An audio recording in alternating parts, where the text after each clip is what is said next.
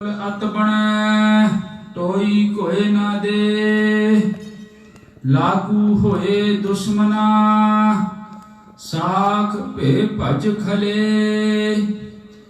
जाको मुश्किल अत बणै टोई कोय ना दे, लागू होए दुश्मना साख पे भज खले।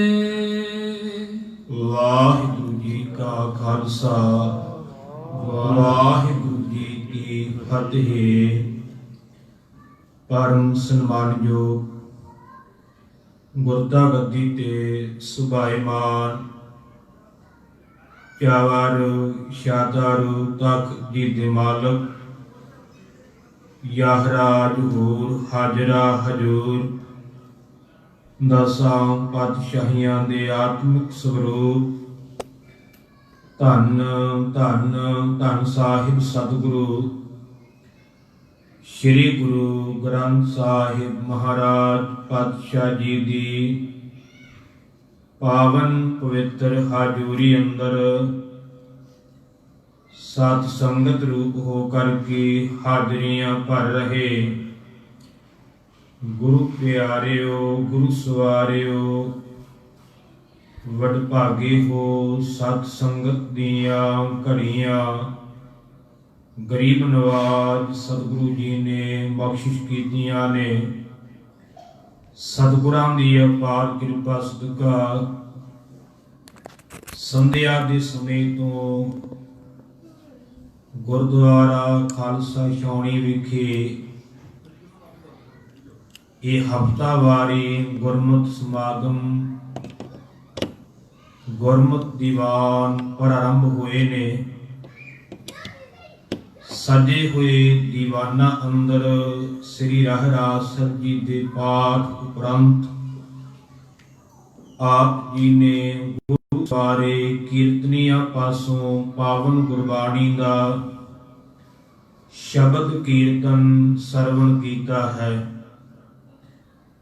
गुरमुख जन शब्द सरवण करवा करके गए ने। ज्यों भावै त्यों राख राखण हारिया, तुझ बिन अवर न कोई नदर निहारिया। असल विच जे गुरु तो बख्शिश लैनी है तो साडी भावना इस तरह की होनी चाहिए, क्योंकि सतगुरां दे कोल आकर के कदे अपने गुणां दा प्रगटावा करांगे ते गुरु कोलों कुछ प्राप्त नहीं होवेगा।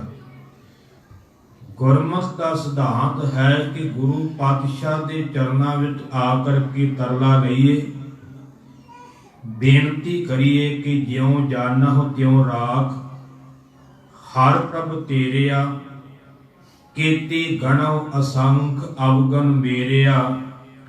असंख अवगन खते फेरे नित प्रत सद भूलिया। मोह मगन विकराल माया तव प्रसादी भूलिया। लोक करत विकार बिखड़े प्रभ नेर हूं ते नेरिया।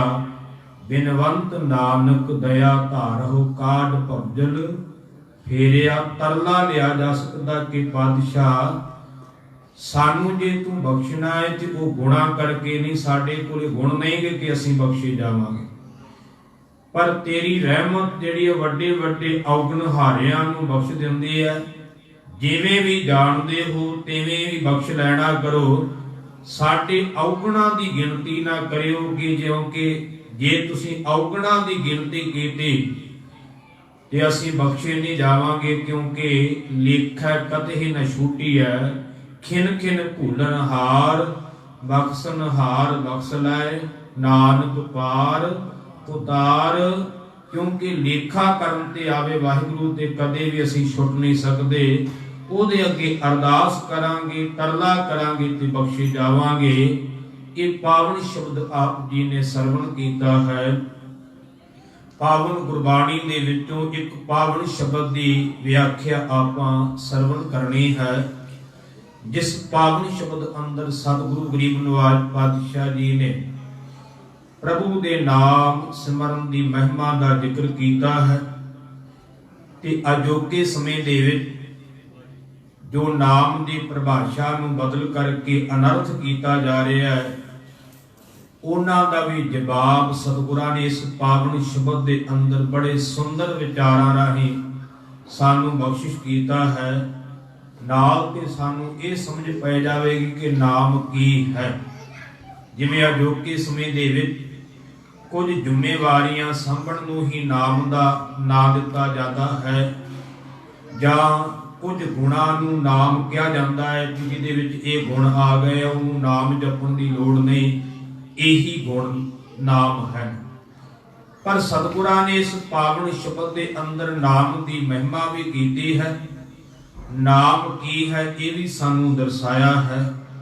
ਆਓ ਸਤਿਗੁਰਾਂ ਦੀ ਕਿਰਪਾ ਦੁਆਰਾ ਇਸ ਪਾਵਨ ਸ਼ਬਦ ਦੀ ਵਿਆਖਿਆ ਆਪਾਂ ਸਰਵਣ ਕਰੀਏ, ਤਾਂ ਕਿ ਅੱਗੇ ਵਾਸਤੇ ਹੋਰ ਆਪਾਂ ਨਾਮ ਦਾ ਆਨੰਦ ਮਾਣ ਸਕੀਏ। ਕਿਉਂਕਿ ਗੁਰਮੁਖੋ ਜਿਸ ਵਸਤੂ ਦੇ ਫਲ ਦਾ ਪਤਾ ਹੋਵੇ ਨਾ, ਉਸ ਨੂੰ ਹਰ ਇੱਕ ਦਾ ਮਨ ਕਰਦਾ ਹੈ ਕਿ ਇਹ ਚੀਜ਼ ਮੈਂ ਖਰੀਦਾਂ, ਇਸ ਚੀਜ਼ ਦੀ ਪ੍ਰਾਪਤੀ ਕਰਾਂ, ਕਿਉਂਕਿ ਇਹਦਾ ਫਲ ਬਹੁਤ ਵੱਡਾ ਹੈ। ਜਿੰਨਾ ਚਿਰ ਝਾੜ ਦਾ ਵੀ ਨਾ ਪਤਾ, ਉਹਨਾਂ ਚਿਰ ਆਪਾਂ ਕੋਈ ਵੀ ਫਸਲ ਬੀਜਦੇ ਨਹੀਂ। ਪਹਿਲਾਂ ਆਪਾਂ ਬੀਜ ਖਰੀਦਣ ਤੋਂ ਇਹ ਪੁੱਛਦੇ ਹਾਂ ਕਿ ਇਸ ਬੀਜ ਦੀ ਆਮਦਨ ਕਿੰਨੀ ਹੈ, ਇਹ ਸਾਨੂੰ ਕੱਲ ਨੂੰ ਝਾੜ ਕਿੰਨਾ ਦੇਵੇਗਾ, ਇਹਦੇ ਤੋਂ ਲਾਭ ਕਿੰਨਾ ਹੋਵੇਗਾ। ਇਸ ਕਰਕੇ ਗੁਰਮੁਖੋ ਜਿੰਨਾ ਚਿਰ ਨਾਮ ਦੀ ਮਹਿਮਾ ਦਾ ਪਤਾ ਨਹੀਂ ਕਿ ਨਾਮ ਜਪਣ ਨਾਲ ਫਲ ਕੀ ਮਿਲਦਾ ਹੈ, ਨਾਮ ਜਪਣ ਨਾਲ ਸਾਡਾ ਜੀਵਨ ਕਿੰਨਾ ਕੁ ਉਚੇਰਾ ਹੁੰਦਾ ਹੈ, ਉਹਨਾਂ ਚਿਰ ਅੰਦਰ ਤਾਂਘ ਨਹੀਂ ਪੈਦਾ ਹੁੰਦੀ। ਜਿਵੇਂ ਜਿਵੇਂ ਫਲ ਦਾ ਪਤਾ ਲੱਗੇਗਾ, ਤਿਵੇਂ ਤਿਵੇਂ ਰਸ ਬਣੇਗਾ, ਆਨੰਦ ਬਣੇਗਾ, ਹੋਰ ਚਿੱਤ ਕਰੇਗਾ ਕਿ ਅਸੀਂ ਉਸ ਵਾਹਿਗੁਰੂ ਦਾ ਨਾਮ ਜਪ ਕਰਕੇ ਵੱਧ ਲਾਹਾ ਲੈ ਸਕੀਏ। ਆਓ ਸਤਿਗੁਰਾਂ ਦੀ ਕਿਰਪਾ ਦੁਆਰਾ ਸਰਵਣ ਕਰਕੇ ਲਾਹਾ ਪ੍ਰਾਪਤ ਕਰੀਏ। ਮਨ ਦੀ ਇਕਾਗਰਤਾ ਵਾਸਤੇ ਉਚਾਰਨ ਕਰਨਾ ਕਰੋ, ਸਤਨਾਮ ਸ੍ਰੀ ਵਾਹਿਗੁਰੂ ਸਾਹਿਬ ਜੀ। ਵਾਹਿਗੁਰੂ ਜੀ। ਸ੍ਰੀ ਰਾਗੁ ਮਹੱਲਾ ਪੰਜਵਾਂ। ਜਾ ਕੋ ਮੁਸ਼ਕਲ ਅਤ ਬਣੈ, ਤੋਈ ਕੋਇ ਨਾ ਦੇ। ਅੱਜ ਦਾ ਜੋ ਪਾਵਨ ਸ਼ਬਦ ਆਪਾਂ ਵਿਆਖਿਆ ਦੇ ਰੂਪ ਵਿੱਚ ਸਰਵਣ ਕਰਨ ਲੱਗੇ ਹਾਂ, ਇਹ ਪਾਵਨ ਸ਼ਬਦ ਪੰਚਮ ਪਾਤਸ਼ਾਹ ਧੰਨ ਗੁਰੂ ਅਰਜਨ ਦੇਵ ਪਾਤਸ਼ਾਹ ਜੀ ਦੀ ਪਾਵਨ ਰਸਨਾ ਤੋਂ ਉਚਾਰਨ ਕੀਤਾ ਹੋਇਆ ਸ੍ਰੀ ਰਾਗ ਅੰਦਰ 70 ਅੰਗ ਤੇ ਅਤੇ 71 ਅੰਗ ਤੇ ਇਹ ਪਾਵਨ ਸ਼ਬਦ ਸੁਭਾਏਮਾਨ ਹੈ। ਇਸ ਪਾਵਨ ਸ਼ਬਦ ਦੇ 9 ਬੰਦ ਨੇ, ਜਾਂ ਇਉਂ ਕਹਿ ਲਓ 9 ਪੌੜੀਆਂ ਨੇ। 4 ਪਹਿਲੀਆਂ ਪੌੜੀਆਂ ਦੇ ਅੰਦਰ ਗਰੀਬ ਨਵਾਜ਼ ਸਤਿਗੁਰੂ ਜੀ ਨੇ ਪ੍ਰਭੂ ਦੇ ਨਾਮ ਦੀ ਮਹਿਮਾ ਦਾ ਜ਼ਿਕਰ ਕੀਤਾ ਹੈ, ਅਤੇ ਦੂਜੀਆਂ 4 ਪੌੜੀਆਂ ਦੇ ਅੰਦਰ ਸਤਿਗੁਰੂ ਗਰੀਬ ਨਵਾਜ਼ ਪਾਤਸ਼ਾਹ ਜੀ ਨੇ ਨਾਮ ਤੋਂ ਹੀਣੇ ਮਨੁੱਖ ਜਿੰਨੀ ਮਰਜ਼ੀ ਪ੍ਰਭਤਾ ਵਾਲੇ ਹੋਣ, ਵਡਿਆਈ ਵਾਲੇ ਹੋਣ, ਉਹਨਾਂ ਬਾਰੇ ਦੱਸਿਆ ਕਿ ਜੇ ਉਹਨਾਂ ਕੋਲੇ ਨਾਮ ਨਹੀਂਗਾ ਤੇ ਜੋ ਕੁਝ ਮਰਜ਼ੀ ਕੋਲ ਹੋਵੇ ਉਹ ਕਿਸੇ ਕੰਮ ਦੇ ਨਹੀਂ। ਤੇ ਅਖੀਰਲਾ ਬੰਦ ਜਿਹੜਾ 9ਵਾਂ ਉਹ ਸਾਂਝਾ ਬੰਦ ਹੈ। ਉਹਦੇ ਵਿੱਚ ਦੋਨਾਂ ਦਾ ਨਿਚੋੜ ਜਿਹੜਾ ਹੈ ਗਰੀਬ ਨਵਾਜ਼ ਪਾਤਸ਼ਾਹ ਜੀ ਨੇ ਸਾਡੇ ਸਾਹਮਣੇ ਰੱਖ ਦਿੱਤਾ ਹੈ। ਰਹਾਉ ਵਾਲੀਆਂ ਪੰਕਤੀਆਂ ਤੋਂ ਆਪਾਂ ਵਿਚਾਰ ਸਰਵਣ ਕਰਾਂਗੇ। ਪਾਤਸ਼ਾਹ ਜੀ ਕਿਰਪਾ ਕਰਦੇ ਨੇ, ਸਾਹਿਬ ਨਿਤਾਣਿਆ ਕਾ ਤਾਨ, ਆਏ ਨਾ ਜਾਈ ਥਿਰ ਸਦਾ ਗੁਰ ਸਬਦੀ, ਸੱਚ ਜਾਣ ਰਹਾਉ। ਪਾਤਸ਼ਾਹ ਜੀ ਫਰਮਾਉਂਦੇ ਨੇ ਕਿ ਉਹ ਮਾਲਕ, ਸਾਹਿਬ ਦਾ ਅਰਥ ਹੈ ਮਾਲਕ। ਅਸੀਂ ਆਨੰਦ ਸਾਹਿਬ ਵਿੱਚ ਵੀ ਪੜ੍ਹਦੇ ਹਾਂ, ਸਾਚੇ ਸਾਹਿਬਾ ਕਿਆ ਨਾਹੀ ਘਰ ਤੇਰਾ, ਘਰ ਤਾਂ ਤੇਰਾ ਸਭ ਕਿਛ ਹੈ, ਜਿਸ ਦੇਹ ਸੋ ਪਾਵੇ। ਸੱਚੇ ਮਾਲਕਾ ਕੀ ਨਹੀਂ ਤੇਰੇ ਘਰ ਵਿੱਚ, ਘਰ ਤਾਂ ਤੇਰੇ ਵਿੱਚ ਸਭ ਕੁਝ ਹੈ, ਪਰ ਜਿਹਨੂੰ ਤੂੰ ਦੇਣਾ ਹੈ ਉਹੀ ਪ੍ਰਾਪਤ ਕਰ ਸਕਦਾ ਹੈ। ਆਪਣੀ ਸ਼ਕਤੀ ਨਾਲ, ਆਪਣੀ ਤਾਕਤ ਨਾਲ ਤੇਰੇ ਕੋਲੋਂ ਕੋਈ ਨਹੀਂ ਲੈ ਸਕਦਾ। ਜਿਹਦੇ ਤੇ ਤੂੰ ਬਖਸ਼ਿਸ਼ ਕਰੇਗਾ ਉਹਨੂੰ ਹੀ ਪ੍ਰਾਪਤ ਹੁੰਦਾ ਹੈ। ਜੇ ਆਪਣੇ ਆਪ ਮਿਲਦਾ ਹੋਵੇ ਤੇ ਪਾਤਸ਼ਾਹ ਕਹਿੰਦੇ ਨੇ, ਆਪਣ ਲੀਆ ਜੇ ਮਿਲੈ ਤਾਂ ਸਭ ਕੋ ਭਾਗਟ ਹੋਏ, ਕਰਮਾਂ ਉੱਪਰ ਨਿਬੜੈ ਜੇ ਲੋਚੈ ਸਭ ਕੋਏ। ਪਾਤਸ਼ਾਹ ਕਹਿੰਦੇ ਜੇ ਆਪਣੇ ਆਪ ਮਿਲਦਾ ਹੋਵੇ ਤੇ ਹਰ ਕੋਈ ਭਾਗਾਂ ਵਾਲਾ ਬਣ ਜਾਵੇ, ਮਾੜੇ ਭਾਗਾਂ ਵਾਲਾ ਰਹੇ ਕੋਈ ਨਾ। ਹਰ ਕੋਈ ਨਾਮ ਦਾ ਧਣੀ ਬਣ ਜਾਵੇ, ਕੋਈ ਵੀ ਗਰੀਬ ਰਹੇ ਨਾ। ਪਰ ਪਾਤਸ਼ਾਹ ਕਹਿੰਦੇ ਨਹੀਂ, ਇਹ ਉਹਦੀ ਰਹਿਮਤ ਨਾਲ ਪ੍ਰਾਪਤੀ ਹੁੰਦੀ ਹੈ। ਸਾਹਿਬ ਨਿਤਾਣਿਆਂ ਕਾ ਤਾਨ, ਉਹ ਸਾਹਿਬ ਜਿਹੜਾ ਹੈ ਨਿਤਾਣਿਆਂ ਦਾ ਭਾਵ ਜਿਨ੍ਹਾਂ ਕੋਲ ਕੋਈ ਬਲ ਨਹੀਂ। ਤਾਣ ਦਾ ਅਰਥ ਹੁੰਦਾ ਬਲ, ਜਿਨ੍ਹਾਂ ਵਿੱਚ ਕੋਈ ਤਾਕਤ ਨਹੀਂ, ਜਿਨ੍ਹਾਂ ਦਾ ਕੋਈ ਬਲ ਨਹੀਂ, ਜਿਨ੍ਹਾਂ ਦਾ ਕੋਈ ਆਸਰਾ ਨਹੀਂ। ਨਿਤਾਣਾ ਉਹਨੂੰ ਵੀ ਕਹਿ ਦਿੱਤਾ ਜਿਹਦਾ ਕੋਈ ਆਸਰਾ ਨਾ ਹੋਵੇ। ਕਹਿੰਦੇ ਜਿਨ੍ਹਾਂ ਦਾ ਕੋਈ ਆਸਰਾ ਨਹੀਂ, ਜਿਨ੍ਹਾਂ ਵਿੱਚ ਕੋਈ ਤਾਕਤ ਨਹੀਂ, ਜਿਨ੍ਹਾਂ ਵਿੱਚ ਕੋਈ ਬਲ ਨਹੀਂ, ਉਹਨਾਂ ਨੂੰ ਬਲ ਦੇਣ ਵਾਲਾ ਹੈ। ਉਹਨਾਂ ਨੇ ਆਸਰਿਆਂ ਦਾ ਆਸਰਾ ਉਹ ਵਾਹਿਗੁਰੂ ਹੈ।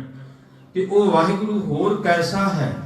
ਪਾਤਸ਼ਾਹ ਕਹਿੰਦੇ ਆਏ ਨਾ ਜਾਈ ਥਿਰ ਸਦਾ, ਨਾ ਉਹ ਆਉਂਦਾ ਹੈ ਨਾ ਉਹ ਜਾਂਦਾ ਹੈ। ਆਉਣ ਦਾ ਅਰਥ ਹੁੰਦਾ ਜੰਮਣਾ, ਜਾਣ ਦਾ ਅਰਥ ਹੁੰਦਾ ਮਰਨਾ। ਸਿੱਧਾ ਅਰਥ ਕਰਾਂਗੇ ਕਿ ਨਾ ਉਹ ਜਨਮ ਲੈਂਦਾ ਹੈ ਨਾ ਉਹ ਮਰਦਾ ਹੈ, ਕਿਉਂਕਿ ਉਸਨੇ ਜਨਮ ਵੀ ਨਹੀਂ ਲਿਆ ਤੇ ਉਸਨੇ ਮਰਨਾ ਵੀ ਨਹੀਂ।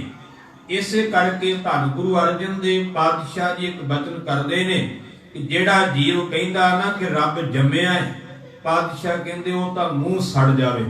ਅਸੀਂ ਪਾਵਨ ਬਚਨ ਪੜ੍ਹਦੇ ਹਾਂ, ਸੋ ਮੁਖ ਜਲਓ ਜਿਤ ਕਾਹੇ ਠਾਕੁਰ ਜੋਨੀ। ਕਹਿੰਦੇ ਉਹ ਤਾਂ ਮੂੰਹ ਸੜ ਜਾਵੇ ਜਿਹੜਾ ਮੂੰਹ ਕਹਿੰਦਾ ਹੈ ਕਿ ਰੱਬ ਵੀ ਜੰਮਿਆ ਹੈ, ਰੱਬ ਵੀ ਜੂਨਾਂ ਵਿੱਚ ਆਉਂਦਾ ਹੈ। ਨਹੀਂ, ਉਹ ਆਪਣੇ ਆਪ ਤੋਂ ਪ੍ਰਗਟ ਹੋਣ ਵਾਲਾ ਹੈ। ਅਸੀਂ ਮੂਲ ਮੰਤਰ ਵਿੱਚ ਇੱਕ ਸ਼ਬਦ ਪੜ੍ਹਦੇ ਹਾਂ ਅਜੂਨੀ, ਤੇ ਉਹਦੇ ਨਾਲ ਦੂਜਾ ਸ਼ਬਦ ਪੜ੍ਹਦੇ ਹਾਂ ਸਹਿਭੰ। ਆਦਿ ਕਦੇ ਇਹਨਾਂ ਦੇ ਅਰਥਾਂ ਨੂੰ ਵਿਚਾਰਿਓ। ਅਜੂਨੀ ਦਾ ਅਰਥ ਹੁੰਦਾ ਹੈ ਕਿ ਜੂਨਾਂ ਤੋਂ ਰਹਿਤ, ਜੂਨਾਂ ਦੇ ਵਿੱਚ ਨਹੀਂ। ਪਰ ਜੂਨਾਂ ਤੋਂ ਰਹਿਤ ਕੌਣ ਹੈ? ਜਿਹੜਾ ਜੰਮਿਆ ਨੇ। ਧਿਆਨ ਦੇਣਾ। ਸੋ ਤੇ ਅਗਲਾ ਬਚਨ ਹੈ ਸਹਿਭੰ, ਨਾਲ ਉੱਤਰ ਵੀ ਦਿੱਤਾ ਹੈ ਕਿ ਜੇ ਕਿਹਾ ਜਾਵੇ ਕਿ ਜੂਨਾਂ ਤੋਂ ਰਹਿਤ ਹੈ, ਫਿਰ ਉਹ ਮਾਲਕ ਹੈ ਕਿਵੇਂ ਹੈ? ਤੇ ਪਾਤਸ਼ਾਹ ਕਹਿੰਦੇ ਸਹਿਭੰ। ਸਹਿ ਦਾ ਅਰਥ ਆਪਣਾ ਹੁੰਦਾ, ਭੰ ਦਾ ਅਰਥ ਪ੍ਰਕਾਸ਼। ਉਹ ਸਵੈ ਤੋਂ ਆਪਣੇ ਆਪ ਤੋਂ ਪ੍ਰਕਾਸ਼ਮਾਨ ਹੋਣ ਵਾਲਾ, ਜਿਹਦਾ ਅੱਗੇ ਜਾ ਕੇ ਖੁਲਾਸਾ ਕੀਤਾ ਪਾਤਸ਼ਾਹ ਜੀ ਨੇ, ਥਾਪਿਆ ਨਾ ਜਾਏ ਕੀਤਾ ਨਾ ਹੋਏ, ਆਪੇ ਆਪ ਨਿਰੰਜਨ ਸੋਏ। ਉਹ ਕਿਸੇ ਦਾ ਥਾਪਿਆ ਹੋਇਆ ਨਹੀਂ, ਉਹ ਕਿਸੇ ਦਾ ਬਣਾਇਆ ਹੋਇਆ ਨਹੀਂਗਾ। ਕਹਿੰਦੇ ਉਹ ਆਪਣੇ ਆਪ ਤੋਂ ਸਵੈ ਪ੍ਰਕਾਸ਼ਮਾਨ ਹੋਇਆ ਹੈ। ਆਸਾ ਕੀ ਵਾਰ ਦੀ ਪਹਿਲੀ ਪੌੜੀ ਚ ਪੜ੍ਹਦੇ ਹਾਂ ਪੌੜੀ, ਆਪੀ ਨੇ ਆਪ ਸਾਜਿਓ ਆਪੀ ਨੇ ਰਚਿਓ ਨਾਉ। ਉਸ ਵਾਹਿਗੁਰੂ ਨੇ ਆਪਣੇ ਆਪ ਨੂੰ ਆਪ ਸਾਜਿਆ, ਆਪ ਪ੍ਰਕਾਸ਼ਮਾਨ ਕੀਤਾ ਤੇ ਆਪਣਾ ਨਾਮ ਵੀ ਉਹਨੇ ਆਪ ਰੱਖਿਆ। ਉਹਦਾ ਨਾਮ ਕਿਸੇ ਹੋਰ ਨੇ ਨਹੀਂ ਰੱਖਿਆ। ਭਾਵੇਂ ਦੁਨਿਆਵੀ ਨਾਮ ਕਈ ਪਰਮੇਸ਼ਰ ਦੇ ਰੱਖੇ ਗਏ, ਬਾਅਦ ਵਿੱਚ ਭਗਤਾਂ ਵੱਲੋਂ ਵੀ ਰੱਖੇ ਗਏ, ਜਿਵੇਂ ਜਿਵੇਂ ਉਹ ਕਰਮ ਕਰਦਾ ਹੈ। ਕਿਉਂਕਿ ਕੀਰਤਮ ਨਾਮ ਕਥੇ ਤੇਰੇ ਜਿਹਬਾ, ਸਤ ਨਾਮ ਤੇਰਾ ਪਰਾ ਪੂਰਬਲਾ। ਕੀਰਤਮ ਨਾਮ ਬੜੇ ਨੇ ਉਹਦੇ ਕਿਰਤ ਨਾਲ ਜੁੜੇ ਹੋਏ। ਜਿਵੇਂ ਪਾਪੀ ਨੂੰ ਤਾਰਿਆ ਤੇ ਪਤਤ ਪਾਵਨ ਬਣ ਗਿਆ, ਜਿਵੇਂ ਗਰੀਬ ਨੂੰ ਨਵਾਜਿਆ ਤੇ ਗਰੀਬ ਨਵਾਜ ਕਿਹਾ ਗਿਆ। ਉਹ ਕੀਰਤਮ ਨਾਮ ਕਿਰਤ ਨਾਲ ਜੁੜੇ ਹੋਏ। ਜਿਹੋ ਜੀ ਕਿਰਤ ਵਾਹਿਗੁਰੂ ਨੇ ਕੀਤੀ ਹੈ, ਉਹੋ ਜਿਹਾ ਨਾਮ ਉਹਦੇ ਨਾਲ ਜੁੜ ਗਿਆ। ਪਰ ਜਿਹੜਾ ਸਤ ਨਾਮ ਹੈ ਨਾ, ਸੱਚਾ ਨਾਮ ਵਾਹਿਗੁਰੂ ਦਾ, ਕਹਿੰਦੇ ਉਹ ਪਹਿਲਾਂ ਤੋਂ ਲੈ ਕਰਕੇ ਪਰਮੇਸ਼ਰ ਨੇ ਆਪ ਹੀ ਆਪਣਾ ਨਾਮ ਜਿਹੜਾ ਹੈ ਉਹ ਰੱਖਣਾ ਕੀਤਾ ਹੈ। ਜਿਵੇਂ ਜਾਪ ਸਾਹਿਬ ਦੀ ਬਾਣੀ ਵਿੱਚ ਵੀ ਕਲਗੀਧਰ ਪਾਤਸ਼ਾਹ ਜੀ ਨੇ ਬਖਸ਼ਿਸ਼ ਕੀਤੀ ਹੈ, ਚੱਕਰ ਚਿੰਨ ਅਰ ਵਰਨ ਜਾਤ ਅਰ ਪਾਤ ਨਹਿਣ ਜੇਹ, ਰੂਪ ਰੰਗ ਅਰ ਰੇਖ ਭੇਖ ਕੋ ਕਹਿ ਨ ਸਕਤ ਕੇਹ, ਅਚਲ ਮੂਰਤ ਅਨਭਉ ਪ੍ਰਕਾਸ਼ ਅਨਿਤੋਜ ਕਹਿਜੈ, ਕੋਟ ਇੰਦਰ ਇੰਦਰਾਨ ਸਾਹੇ ਸਾਹਾਨ ਕਰੀਜੈ, ਤੇ ਭਵਨ ਮਹੀਪ ਸੁਰ ਨਰ ਅਸੁਰ, ਨੇਤ ਨੇਤ ਬਣ ਤ੍ਰਿਣ ਕਹਿ, ਤੁਤਵੈ ਸਰਬ ਨਾਮ ਕਥਾ ਕਵਣ, ਕਰਮ ਨਾਮ ਵਰਨਤ ਸਮਤ। ਕਰਮ ਨਾਮ ਨੇ ਜਿਹੜੇ ਕਰਮ ਨਾਲ ਜੁੜੇ ਹੋਏ ਨੇ, ਉਹ ਸਮਤਵਾਨ ਲੋਕ ਜਿਹੜੇ ਆ ਉਹ ਵਰਣਨ ਕਰਦੇ ਨੇ ਰੱਬ ਦੇ ਪਿਆਰੇ। ਜਿਹੜੇ ਕਰਮ, ਜਿਹੋ ਜਿਹਾ ਕਰਮ ਪਰਮੇਸ਼ਰ ਨੇ ਕੀਤਾ, ਉਹੋ ਜਿਹਾ ਨਾਮ ਉਹਦੇ ਨਾਲ ਜੁੜ ਗਿਆ। ਪਰ ਉਹਦਾ ਸਤ ਨਾਮ ਜਿਹੜਾ ਸੱਚਾ ਨਾਮ ਹੈ, ਉਹਨੇ ਆਪਣਾ ਨਾਮ ਆਪ ਰੱਖਿਆ ਹੈ। ਕਿਉਂਕਿ ਗੁਰਮੁਖੋ ਜਦੋਂ ਪਰਮੇਸ਼ਰ ਪ੍ਰਕਾਸ਼ਮਾਨ ਹੋਇਆ ਉਦੋਂ ਹੋਰ ਕੋਈ ਨਹੀਂ ਸੀ, ਕਿਉਂਕਿ ਉਹ ਇਕੱਲਾ ਹੀ ਸੀ, ਤੇ ਫਿਰ ਉਹਦਾ ਨਾਮ ਕਿਹਨੇ ਰੱਖਣਾ ਸੀ? ਇਸ ਕਰਕੇ ਉਹਨੇ ਆਪੀ ਨੇ ਆਪ ਸਾਜਿਓ ਆਪੀ ਨੇ ਰਚਿਓ ਨਾਉ। ਆਪਣਾ ਨਾਮ ਵੀ ਉਸਨੇ ਆਪ ਰੱਖਣਾ ਕੀਤਾ ਹੈ। ਤੇ ਅੱਜ ਕਈ ਵਾਰ ਕਿਹਾ ਜਾਂਦਾ ਹੈ ਕੁਦਰਤ ਹੀ ਰੱਬ ਹੈ। ਮੈਂ ਕਿਸੇ ਦਾ ਵਿਰੋਧ ਨਹੀਂ ਕਰਦਾ, ਪਰ ਗੁਰਬਾਣੀ ਦੇ ਅਰਥ ਜ਼ਰੂਰ ਤੁਹਾਡੇ ਸਾਹਮਣੇ ਰੱਖਦਾ ਹਾਂ। ਇਸੇ ਪੰਕਤੀ ਵਿੱਚ ਇਹ ਵੀ ਕਲੀਅਰ ਕੀਤਾ ਗਿਆ ਕਿ ਕੁਦਰਤ ਰੱਬ ਨਹੀਂ। ਪਾਤਸ਼ਾਹ ਕਹਿੰਦੇ ਨੇ ਆਪੀ ਨੇ ਆਪ ਸਾਜਿਓ, ਆਪੀ ਨੇ ਰਚਿਓ ਨਾਓ, ਦੁਈ ਕੁਦਰਤ ਸਾਜੀਐ ਕਰ ਆਸਨ ਡਿਠੋ ਜਾਓ। ਇਹਦੇ ਵਿੱਚ ਦੱਸਿਆ ਕਿ ਦੂਜੇ ਨੰਬਰ ਤੇ ਕੁਦਰਤ ਸਾਜੀ ਹੈ। ਇਹਦਾ ਅਰਥ ਹੈ ਕੁਦਰਤ ਹੋਰ ਹੈ, ਰੱਬ ਹੋਰ ਹੈ। ਹਾਂ, ਕੁਦਰਤ ਵਿੱਚ ਰੱਬ ਵਸਦਾ ਹੈ, ਇਹ ਗੱਲ ਤਾਂ ਗੁਰਬਾਣੀ ਕਹਿੰਦੀ ਹੈ, ਪਰ ਕੁਦਰਤ ਹੀ ਰੱਬ ਹੈ ਇਹ ਬਾਣੀ ਨਹੀਂ ਕਹਿੰਦੀ। ਜੇ ਅਸੀਂ ਕੁਦਰਤ ਨੂੰ ਪੂਜਣ ਲੱਗ ਪਏ ਤੇ ਫਿਰ ਕਲਗੀਧਰ ਪਾਤਸ਼ਾਹ ਦੇ ਬਚਨ ਨੇ ਬਿਨ ਕਰਤਾਰ ਨਾ ਕਿਰਤਮ ਮਾਨੋ। ਕਿਰਤ ਨੂੰ ਨਹੀਂ ਮੰਨਣਾ, ਕਿਰਤ ਦਾ ਸਤਿਕਾਰ ਕਰਨਾ ਵੱਖਰੀ ਗੱਲ ਹੈ, ਪਰ ਕਿਰਤ ਨੂੰ ਹੀ ਰੱਬ ਮੰਨ ਲੈਣਾ ਉਹ ਤਾਂ ਫਿਰ ਲੋਕ ਪਹਿਲਾਂ ਵੀ ਸੂਰਜ ਨੂੰ ਪਾਣੀ ਦਿੰਦੇ ਆਏ। ਸੂਰਜ ਵੀ ਕਿਰਤ ਹੀ ਹੈ ਨਾ ਉਹਦੀ, ਕਰਦੇ ਦੀ ਸੂਰਜ ਨੂੰ ਪੂਜਦੇ ਸਨ, ਚੰਦ ਨੂੰ ਪੂਜਦੇ ਸਨ, ਅੱਗ ਦੀ ਪੂਜਾ ਹੁੰਦੀ ਸੀ। ਫਿਰ ਆਪਾਂ ਉਹਨਾਂ ਨੂੰ ਕਿਵੇਂ ਕਹਾਂਗੇ? ਫਿਰ ਉਹ ਗਲਤ ਹੈ। ਜੇ ਕੁਦਰਤ ਹੀ ਰੱਬ ਹੈ ਤੇ ਕੁਦਰਤ ਦੀ ਪੂਜਾ ਕਰਦੇ ਪਏ। ਧਿਆਨ ਦੇਣਾ, ਸਾਨੂੰ ਪਾਤਸ਼ਾਹ ਨੇ ਇਹਨਾਂ ਚੀਜ਼ਾਂ ਨਾਲ ਨਹੀਂ ਜੋੜਿਆ, ਪਾਤਸ਼ਾਹ ਨੇ ਇਹਨਾਂ ਨੂੰ ਬਣਾਉਣ ਵਾਲੇ ਨਾਲ ਜੋੜਿਆ ਹੈ, ਜਿਨੇ ਇਹਨਾਂ ਨੂੰ ਪੈਦਾ ਕੀਤਾ। ਅੱਗ ਨੂੰ ਪੈਦਾ ਕੀਤਾ, ਸੂਰਜ ਨੂੰ ਪੈਦਾ ਕੀਤਾ, ਸਭ ਕੁਝ ਪੈਦਾ ਕੀਤਾ ਉਹ ਪਰਮੇਸ਼ਰ ਹੈ। ਕੁਦਰਤ ਰੱਬ ਨਹੀਂ, ਕੁਦਰਤ ਕਰਤੇ ਦੀ ਕਿਰਤ ਹੈ। ਕਰਤਾ ਕੁਦਰਤ ਨੂੰ ਪੈਦਾ ਕਰਨ ਵਾਲਾ ਹੈ। ਕੁਦਰਤ ਕਰਕੇ ਵਸਿਆ ਸੋਏ ਤਾਂ ਜ਼ਰੂਰ ਹੈ ਕਿ ਕੁਦਰਤ ਵਿੱਚ ਵਾਹਿਗੁਰੂ ਵਸਦਾ ਹੈ। ਆਪੀ ਨੇ ਆਪ ਸਾਜਿਓ, ਆਪੀ ਨੇ ਰਚਿਓ ਨਾਓ, ਦੁਈ ਕੁਦਰਤ ਸਾਜੀਆ ਕਰ ਆਸਨ ਡਿਠੋ ਜਾਓ। ਉਹ ਵਿੱਚ ਆਸਨ ਲਾ ਕਰਕੇ ਖੁਸ਼ ਹੋ ਕੇ ਸਾਰਿਆਂ ਵਿੱਚ ਬੈਠਾ ਹੋਇਆ ਹੈ। ਧਿਆਨ ਦੇਣਾ, ਉਸਨੇ ਆਪਣੇ ਆਪ ਨੂੰ ਆਪ ਸਵੈ ਸੋ ਗੁਰੂ ਪਿਆਰ ਵਾਲ ਪ੍ਰਕਾਸ਼ਮਾਨ ਕੀਤਾ। ਕਲਗੀਧਰ ਪਾਤਸ਼ਾਹ ਜਾਪ ਸਾਹਿਬ ਵਿੱਚ ਫਰਮਾਉਂਦੇ, ਨਾ ਉਹਦੀ ਮਾਂ ਹੈ ਕੋਈ, ਨਾ ਉਹਦਾ ਕੋਈ ਬਾਪ ਹੈ, ਨਾ ਉਹਦੀ ਕੋਈ ਜਾਤ ਹੈ, ਨਾ ਉਹਦੀ ਕੋਈ ਪਾਤ ਹੈ। ਪਾਤ ਮੀਨਿੰਗ ਹੁੰਦਾ ਹੈ ਗੋਤ, ਜਿਹਨੂੰ ਆਪਾਂ ਕਹਿੰਦੇ ਹਾਂ। ਧਿਆਨ ਦੇਣਾ, ਪਾਤਸ਼ਾਹ ਕਹਿੰਦੇ ਨਾ ਤਾਤਾ ਹੈ ਨਾ ਜਾਤਾ, ਨਾ ਤਾਤਾ ਨਾ ਮਾਤਾ, ਨਾ ਜਾਤਾ ਨਾ ਪਾਤਾ। ਤਾਤਾ ਦਾ ਅਰਥ ਪਿਤਾ, ਮਾਂ, ਮਾਤਾ ਦਾ ਅਰਥ ਮਾਂ। ਨਾ ਉਹਦਾ ਪਿਤਾ ਹੈ ਕੋਈ, ਨਾ ਉਹਦੀ ਮਾਂ ਹੈ ਕੋਈ, ਨਾ ਉਹਦੀ ਜਾਤ ਹੈ, ਨਾ ਉਹਦੀ ਕੋਈ ਗੋਤ ਹੈ। ਇਸ ਕਰਕੇ ਉਹਨੇ ਜਨਮ ਨਹੀਂ ਲਿਆ, ਉਹ ਪ੍ਰਕਾਸ਼ਮਾਨ ਹੋਇਆ। ਜੇ ਤੁਸੀਂ ਭਾਈ ਗੁਰਦਾਸ ਜੀ ਨੂੰ ਪੜ੍ਹੋਗੇ ਤੇ ਭਾਈ ਗੁਰਦਾਸ ਜੀ ਨੇ ਗੁਰੂ ਨਾਨਕ ਸਾਹਿਬ ਬਾਰੇ ਜਿਹੜਾ ਬਚਨ ਲਿਖਿਆ, ਉਹਨਾਂ ਨੇ ਇਹ ਨਹੀਂ ਲਿਖਿਆ ਕਿ ਗੁਰੂ ਨਾਨਕ ਜੰਮਿਆ। ਭਾਈ ਗੁਰਦਾਸ ਜੀ ਨੇ ਬਚਨ ਲਿਖਿਆ ਸਤਿਗੁਰ ਨਾਨਕ ਪ੍ਰਗਟਿਆ। ਇਹ ਬਚਨ ਬੜਾ ਧਿਆਨ ਦੇਣ ਵਾਲਾ। ਜਿਹੜਾ ਜਨਮ ਲੈਂਦਾ ਉਹ ਮਰ ਜਾਂਦਾ ਹੈ, ਉਹ ਖਤਮ ਹੋ ਜਾਂਦਾ ਹੈ। ਜਿਹੜਾ ਪ੍ਰਗਟ ਹੁੰਦਾ ਹੈ ਨਾ, ਉਹ ਕਦੇ ਖਤਮ ਨਹੀਂ ਹੁੰਦਾ। ਉਹ ਗੁਰੂ ਨਾਨਕ ਸਾਹਿਬ ਪ੍ਰਗਟਿਆ ਤੇ ਗੁਰੂ ਨਾਨਕ ਅੱਜ ਵੀ ਸਾਡੇ ਕੋਲ। ਗੁਰੂ ਗ੍ਰੰਥ ਸਾਹਿਬ ਦੇ ਵਿੱਚ ਕੀ ਹੈ? ਗੁਰੂ ਨਾਨਕ ਹੀ ਬੈਠਾ ਹੈ ਨਾ, ਹੋਰ ਕੋਈ ਤੇ ਨਹੀਂ। ਜੋਤ ਰੂਪ ਹਰ ਆਪ ਗੁਰੂ ਨਾਨਕ ਕਹਾਇਓ। ਜੋਤੀ ਸਰੂਪ ਵਾਹਿਗੁਰੂ ਆਪ ਉਸੇ ਨੇ ਹੀ ਗੁਰੂ ਨਾਨਕ ਕਹਾਉਣਾ ਕੀਤਾ। ਦੋ ਸ਼ਬਦ ਇਤਿਹਾਸ ਵਿੱਚ ਵੀ ਦਰਜ ਨੇ। ਇੱਕ ਗੁਰੂ ਨਾਨਕ ਸਾਹਿਬ ਬਾਰੇ ਭਾਈ ਗੁਰਦਾਸ ਜੀ ਦਾ ਬਚਨ ਪੜ੍ਹਦੇ ਆਪਾਂ ਵੀ ਗੁਰੂ ਨਾਨਕ ਪ੍ਰਗਟ ਹੋਇਆ, ਤੇ ਦੂਜਾ ਖਾਲਸੇ ਬਾਰੇ ਇਹ ਸ਼ਬਦ ਪੜ੍ਹਦੇ ਹਾਂ ਕਿ ਖਾਲਸਾ ਅਕਾਲ ਪੁਰਖ ਕੀ ਫੌਜ, ਪ੍ਰਗਟਿਓ ਖਾਲਸਾ ਪਰਮਾਤਮ ਕੀ ਮੌਜ। ਮਾਰੇ ਕਹਿੰਦੇ ਖਾਲਸਾ ਵੀ ਜੰਮਿਆ ਨਹੀਂ ਗਾ, ਖਾਲਸਾ ਵੀ ਪ੍ਰਗਟ ਹੋਇਆ ਹੈ। ਜੋ ਜੰਮਦਾ ਹੈ ਉਹ ਖਤਮ ਹੋ ਸਕਦਾ ਹੈ, ਪਰ ਜਿਹੜਾ ਪ੍ਰਗਟ ਹੋਇਆ ਹੈ ਉਹ ਕਦੇ ਖਤਮ ਨਹੀਂ ਹੋਵੇਗਾ। ਨਾ ਖਾਲਸਾ ਖਤਮ ਹੋਵੇਗਾ, ਨਾ ਖਾਲਸੇ ਦਾ ਗੁਰੂ ਕਦੇ ਖਤਮ ਹੋਵੇਗਾ।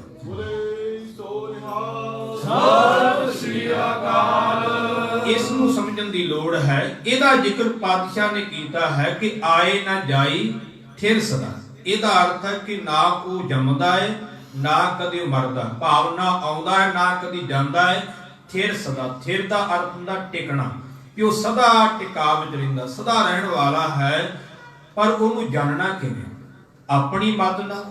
ਹੁਣ ਤਾਂ ਲੋਕ ਗੱਲਾਂ ਕਰਦੇ ਆ, ਇਤਿਹਾਸ ਸੁਣਾਉਂਦੇ ਆ, ਵੀ ਕਥਾ ਕਰਦੇ ਆ, ਵੀ ਆਪਣੇ ਢੰਗ ਤਰੀਕੇ ਦੱਸਣਗੇ ਕਿ ਇਸ ਢੰਗ ਨਾਲ ਕੀਤਾ ਜਾ ਸਕਦਾ। ਗੁਰਬਾਣੀ ਦੀ ਕੋਈ ਪੰਕਤੀ ਨਹੀਂ, ਇਤਿਹਾਸ ਦੀ ਕੋਈ ਵਿਚਾਰ ਨਹੀਂ, ਆਪਣੀਆਂ ਗੱਲਾਂ।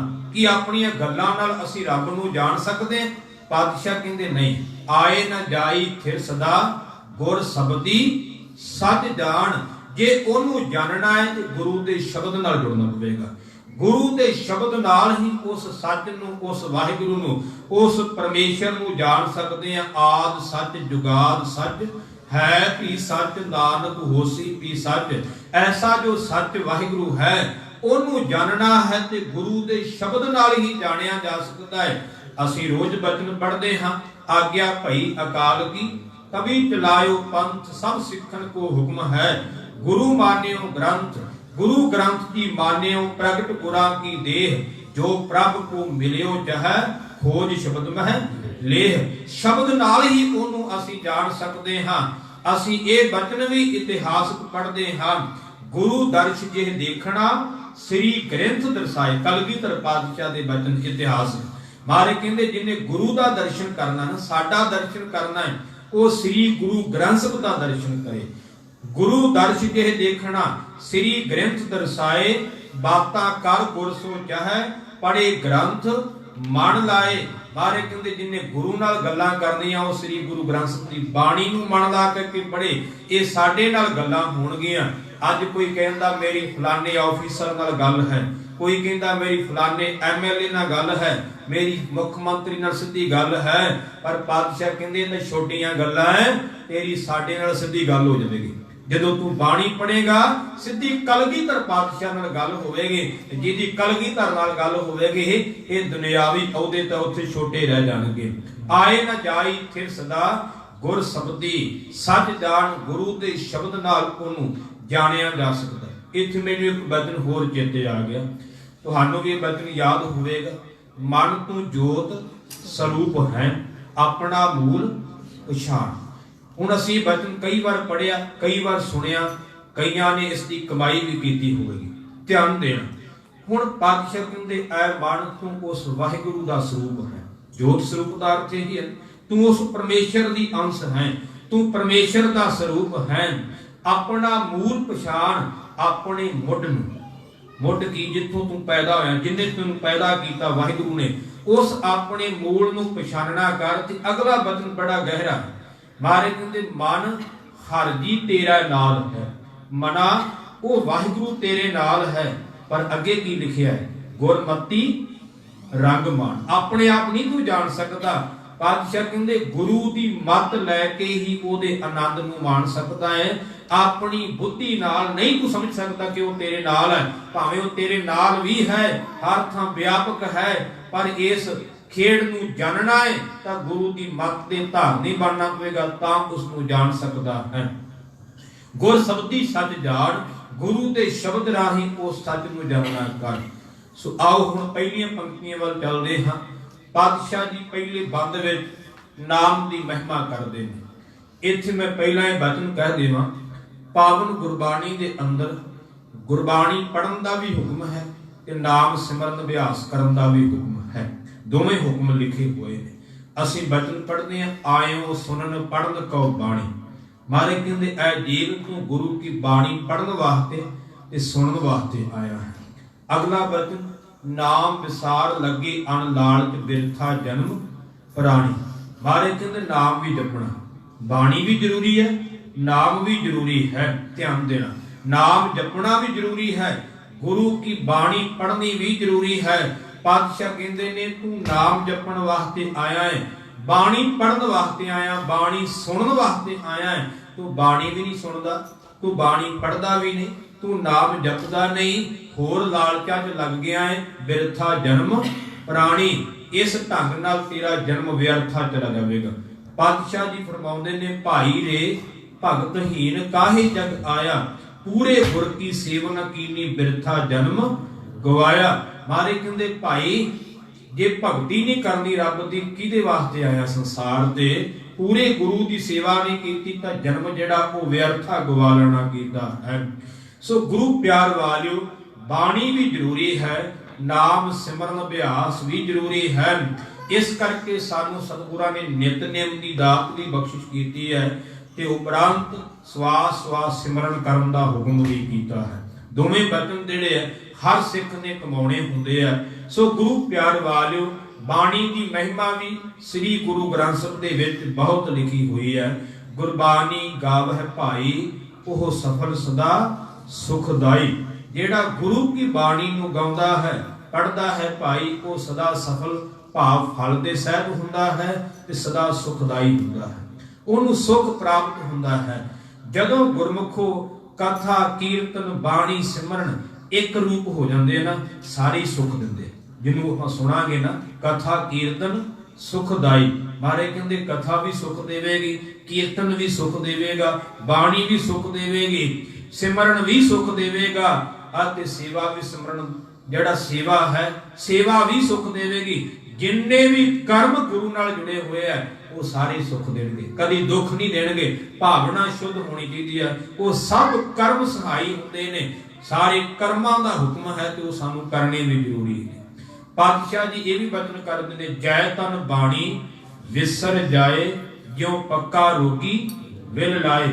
ਜਿਹੜੇ ਸਰੀਰ ਵਿੱਚੋਂ ਗੁਰੂ ਕੀ ਬਾਣੀ ਵਿਸਰ ਜਾਵੇਗੀ ਉਹ ਇਉਂ ਦੁਖੀ ਹੋਵੇਗਾ ਜਿਵੇਂ ਪੱਕਾ ਰੋਗੀ। ਪੁਰਾਣੇ ਸਮੇਂ ਵਿੱਚ ਪੱਕਾ ਰੋਗੀ ਕੋੜ ਦੇ ਰੋਗੀ ਨੂੰ ਕਹਿੰਦੇ ਸਨ, ਕਿਉਂਕਿ ਉਹਦਾ ਇਲਾਜ ਨਹੀਂ ਸੀ, ਉਹ ਰਾਤ ਦਿਨ ਦੁਖੀ ਹੁੰਦਾ ਸੀ, ਇੱਕ ਮਿੰਟ ਵੀ ਉਹਨੂੰ ਸੁੱਖ ਨਹੀਂ ਮਿਲਦਾ। ਕਹਿੰਦੇ ਜਿਵੇਂ ਕੋੜ ਦਾ ਰੋਗੀ ਦੁਖੀ ਹੁੰਦਾ ਹੈ, ਉਹ ਜੀਵ ਇਸ ਤਰ੍ਹਾਂ ਦੁਖੀ ਹੋਵੇਗਾ ਜਿਹੜੇ ਸਰੀਰ ਵਿੱਚੋਂ ਗੁਰੂ ਕੀ ਬਾਣੀ ਵਿਸਰ ਜਾਵੇ। ਬਾਣੀ ਵੀ ਜ਼ਰੂਰੀ ਹੈ। ਗੁਰਬਾਣੀ ਦੀ ਮਹਿਮਾ ਵੀ ਪਾਤਸ਼ਾਹ ਨੇ ਸ੍ਰੀ ਗੁਰੂ ਗ੍ਰੰਥ ਸਾਹਿਬ ਵਿੱਚ ਵੀ ਲਿਖੀ, ਇਤਿਹਾਸ ਵਿੱਚ ਵੀ ਬਹੁਤ ਵਿਸਥਾਰ ਵਿੱਚ ਆਉਂਦੀ ਹੈ। ਪਰ ਸ਼ਬਦ ਦੇ ਅੰਦਰ ਜੋ ਨਾਮ ਦੀ ਮਹਿਮਾ ਆਈ ਹੈ, ਆਪਾਂ ਉਸੇ ਨੂੰ ਅੱਗੇ ਲੈ ਕੇ ਚੱਲਾਂਗੇ। ਸਤਿਗੁਰੂ ਜੀ ਕਿਰਪਾ ਕਰਦੇ ਨੇ, ਪਹਿਲੀ ਪੰਕਤੀ ਵਿੱਚ ਬਖਸ਼ਿਸ਼ ਕਰਦੇ ਨੇ, ਜਾ ਕਉ ਮੁਸ਼ਕਲ ਅਤ ਬਣੇ। ਮੁਸ਼ਕਲ ਦਾ ਅਰਥ ਵਿਪਤਾ। ਅਤ ਸ਼ਬਦ ਉੱਥੇ ਵਰਤਿਆ ਜਾਂਦਾ ਹੈ ਜਿੱਥੇ ਸ਼ਬਦ ਦੀ ਸਮਾਪਤੀ ਹੋ ਜਾਂਦੀ ਹੈ, ਉਦੋਂ ਅੱਗੇ ਆਪਾਂ ਕੋਈ ਗੱਲ ਨਹੀਂ ਕਰ ਸਕਦੇ। ਜੇ ਸਭ ਤੋਂ ਵੱਡੀ ਗੱਲ ਕਰਨੀ ਹੋਵੇ ਨਾ, ਆਪਾਂ ਕਹਿੰਦੇ ਅਤ ਦਾ ਤੇ ਰੱਬ ਵੀ ਵੈਰੀ। ਅਤ ਐਂਡ ਹੁੰਦਾ ਹੈ, ਭਾਵੇਂ ਨੇ ਤਾਂ ਅਤ ਕਰ ਦਿੱਤੀ, ਐਂਡਲਾ ਸ਼ਬਦ। ਸਭ ਤੋਂ ਵੱਧ ਸ਼ਬਦ ਵਰਤਣਾ ਹੋਵੇ ਨਾ, ਕਿਸੇ ਚੀਜ਼ ਨੂੰ ਵੱਧ ਕਹਿਣਾ ਹੋਵੇ, ਉਦੋਂ ਅਤ ਕਿਹਾ ਜਾਂਦਾ ਹੈ। ਇਹ ਸ਼ਬਦ ਅਤ ਦਾ ਅਰਥ ਹੈ ਵੀ ਅਤ ਦੀ ਬਹੁਤੀ ਵੱਡੀ ਵਿਪਤਾ ਬਣ ਜਾਵੇ। ਜਾ ਕਹੋ ਜਿਸ ਨੂੰ ਬਹੁਤ ਵੱਡੀ ਵਿਪਤਾ ਜਿਹੜੀ ਉਹ ਬਣ ਜਾਵੇ। ਢੋਈ ਕੋਈ ਨਾ ਦੇ। ਢੋਈ ਦਾ ਅਰਥ ਹੈ ਸਹਾਰਾ। ਕੋਈ ਵੀ ਸਹਾਰਾ ਉਹਨੂੰ ਦੇਵੇ ਨਾ। ਵਿਪਤਾ ਬਹੁਤ ਵੱਡੀ ਪੈ ਜਾਵੇ ਪਰ ਸਹਾਰਾ ਦੇਣ ਵਾਲਾ ਕੋਈ ਨਾ ਹੋਵੇ। ਲਾਗੂ ਹੋਏ ਦੁਸ਼ਮਨਾ ਸਾਖ ਤੇ ਭਜ ਖਲੇ। ਜਦੋਂ ਮਨੁੱਖ ਤੇ ਵਿਪਤਾ ਆਉਂਦੀ ਹੈ ਨਾ, ਉਦੋਂ ਦੁਸ਼ਮਣ ਭਾਰੀ ਹੋ ਜਾਂਦੇ ਆ। ਇਹ ਆਪਾਂ ਆਪਣੇ ਜੀਵਨ ਵਿੱਚ ਵੀ ਦੇਖਦੇ ਹਾਂ। ਜਦੋਂ ਤੁਹਾਡੇ ਘਰ ਦੁੱਖ ਆਵੇਗਾ ਨਾ, ਸਕੇ ਰਿਸ਼ਤੇਦਾਰ ਸੰਬੰਧੀ ਵੀ ਸਾਥ ਛੱਡ ਜਾਂਦੇ। ਮੈਂ ਨਹੀਂ ਕਹਿ ਰਿਹਾ, ਸ੍ਰੀ ਗੁਰੂ ਗ੍ਰੰਥ ਸਾਹਿਬ ਦੀ ਬਾਣੀ ਦੇ ਬਚਨੋਂ ਦੇ ਗੁਰੂ ਤੇਗ ਬਹਾਦਰ ਸਾਹਿਬ ਜੀ ਦਾ ਅਸੀਂ ਇੱਕ ਬਚਨ ਪੜ੍ਹਦੇ ਹਾਂ, ਸੁਖ ਮੈਂ ਆਨ ਬਹੁਤ ਮਿਲ ਬੈਠਤ, ਰਹਿਤ ਚਾਹੂ ਦਿਸ ਘੇਰਾ। ਸੁਖ ਵੇਲੇ ਮਾਰੇ ਕਹਿੰਦੇ ਬਹੁਤ ਕੋਲ ਆ ਕਰਕੇ ਬਹਿੰਦੇ ਨੇ, ਚਾਰ ਫੇਰੇ ਘੇਰਾ ਪਾ ਕੇ ਬੈਠੇ ਹੁੰਦੇ। ਕੋਈ ਗੱਲ ਨਹੀਂ, ਅਸੀਂ ਤੇਰੇ ਨਾਲ ਹਾਂ, ਹਰ ਵਕਤ ਤੇਰੇ ਨਾਲ ਰਹਾਂਗੇ। ਸੁਖ ਮੈਂ ਆਨ ਬਹੁਤ ਮਿਲ ਬੈਠਤ, ਰਹਿਤ ਚਾਹੂ ਦਿਸ ਘੇਰਾ। ਵਿਪਤ ਪਰੀ ਸਭ ਹੀ ਸੰਗ ਛਾਡਤ, ਕੋ ਨ ਆਵਤ ਨੇਰਾ।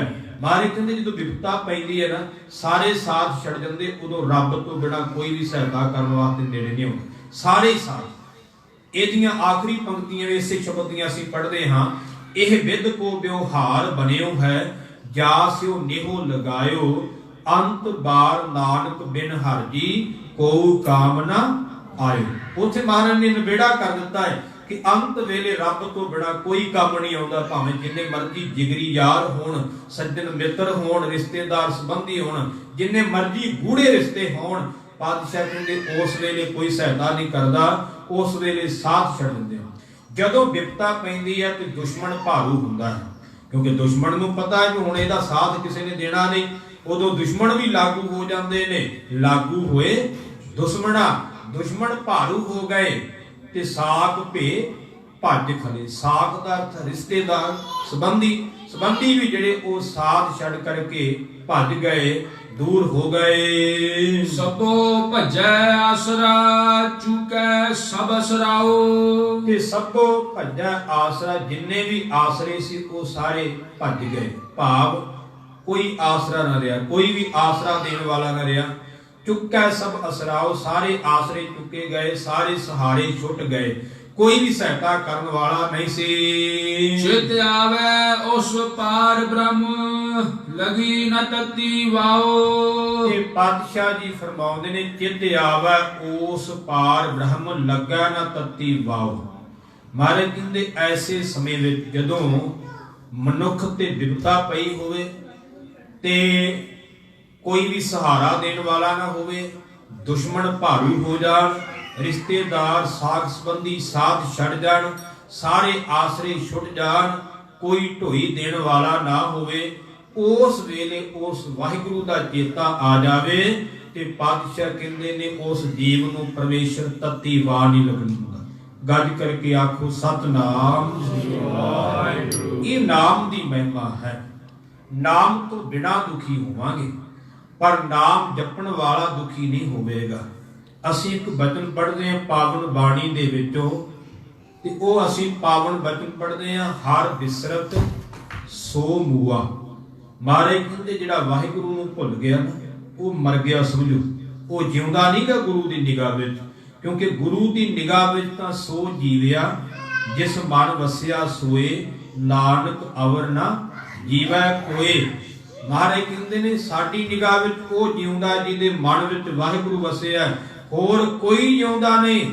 ਭਾਈ ਮਰਦਾਨਾ ਜੀ ਕਹਿਣ ਲੱਗੇ ਮਹਾਰਾਜ ਇੰਨੀ ਦੁਨੀਆ ਤੁਰੀ ਫਿਰਦੀ ਜਿਉਂਦੇ ਹੀ ਹੈ।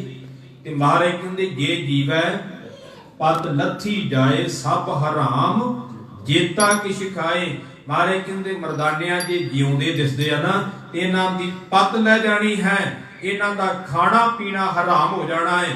ਜੇ ਰੱਬ ਨੂੰ ਭੁੱਲ ਕੇ ਜਿਉਂਦੇ ਆ ਤੇ ਸਾਡੀ ਨਿਗਾਹ ਵਿੱਚ ਇਹ ਜਿਉਂਦੇ ਨਹੀਂ।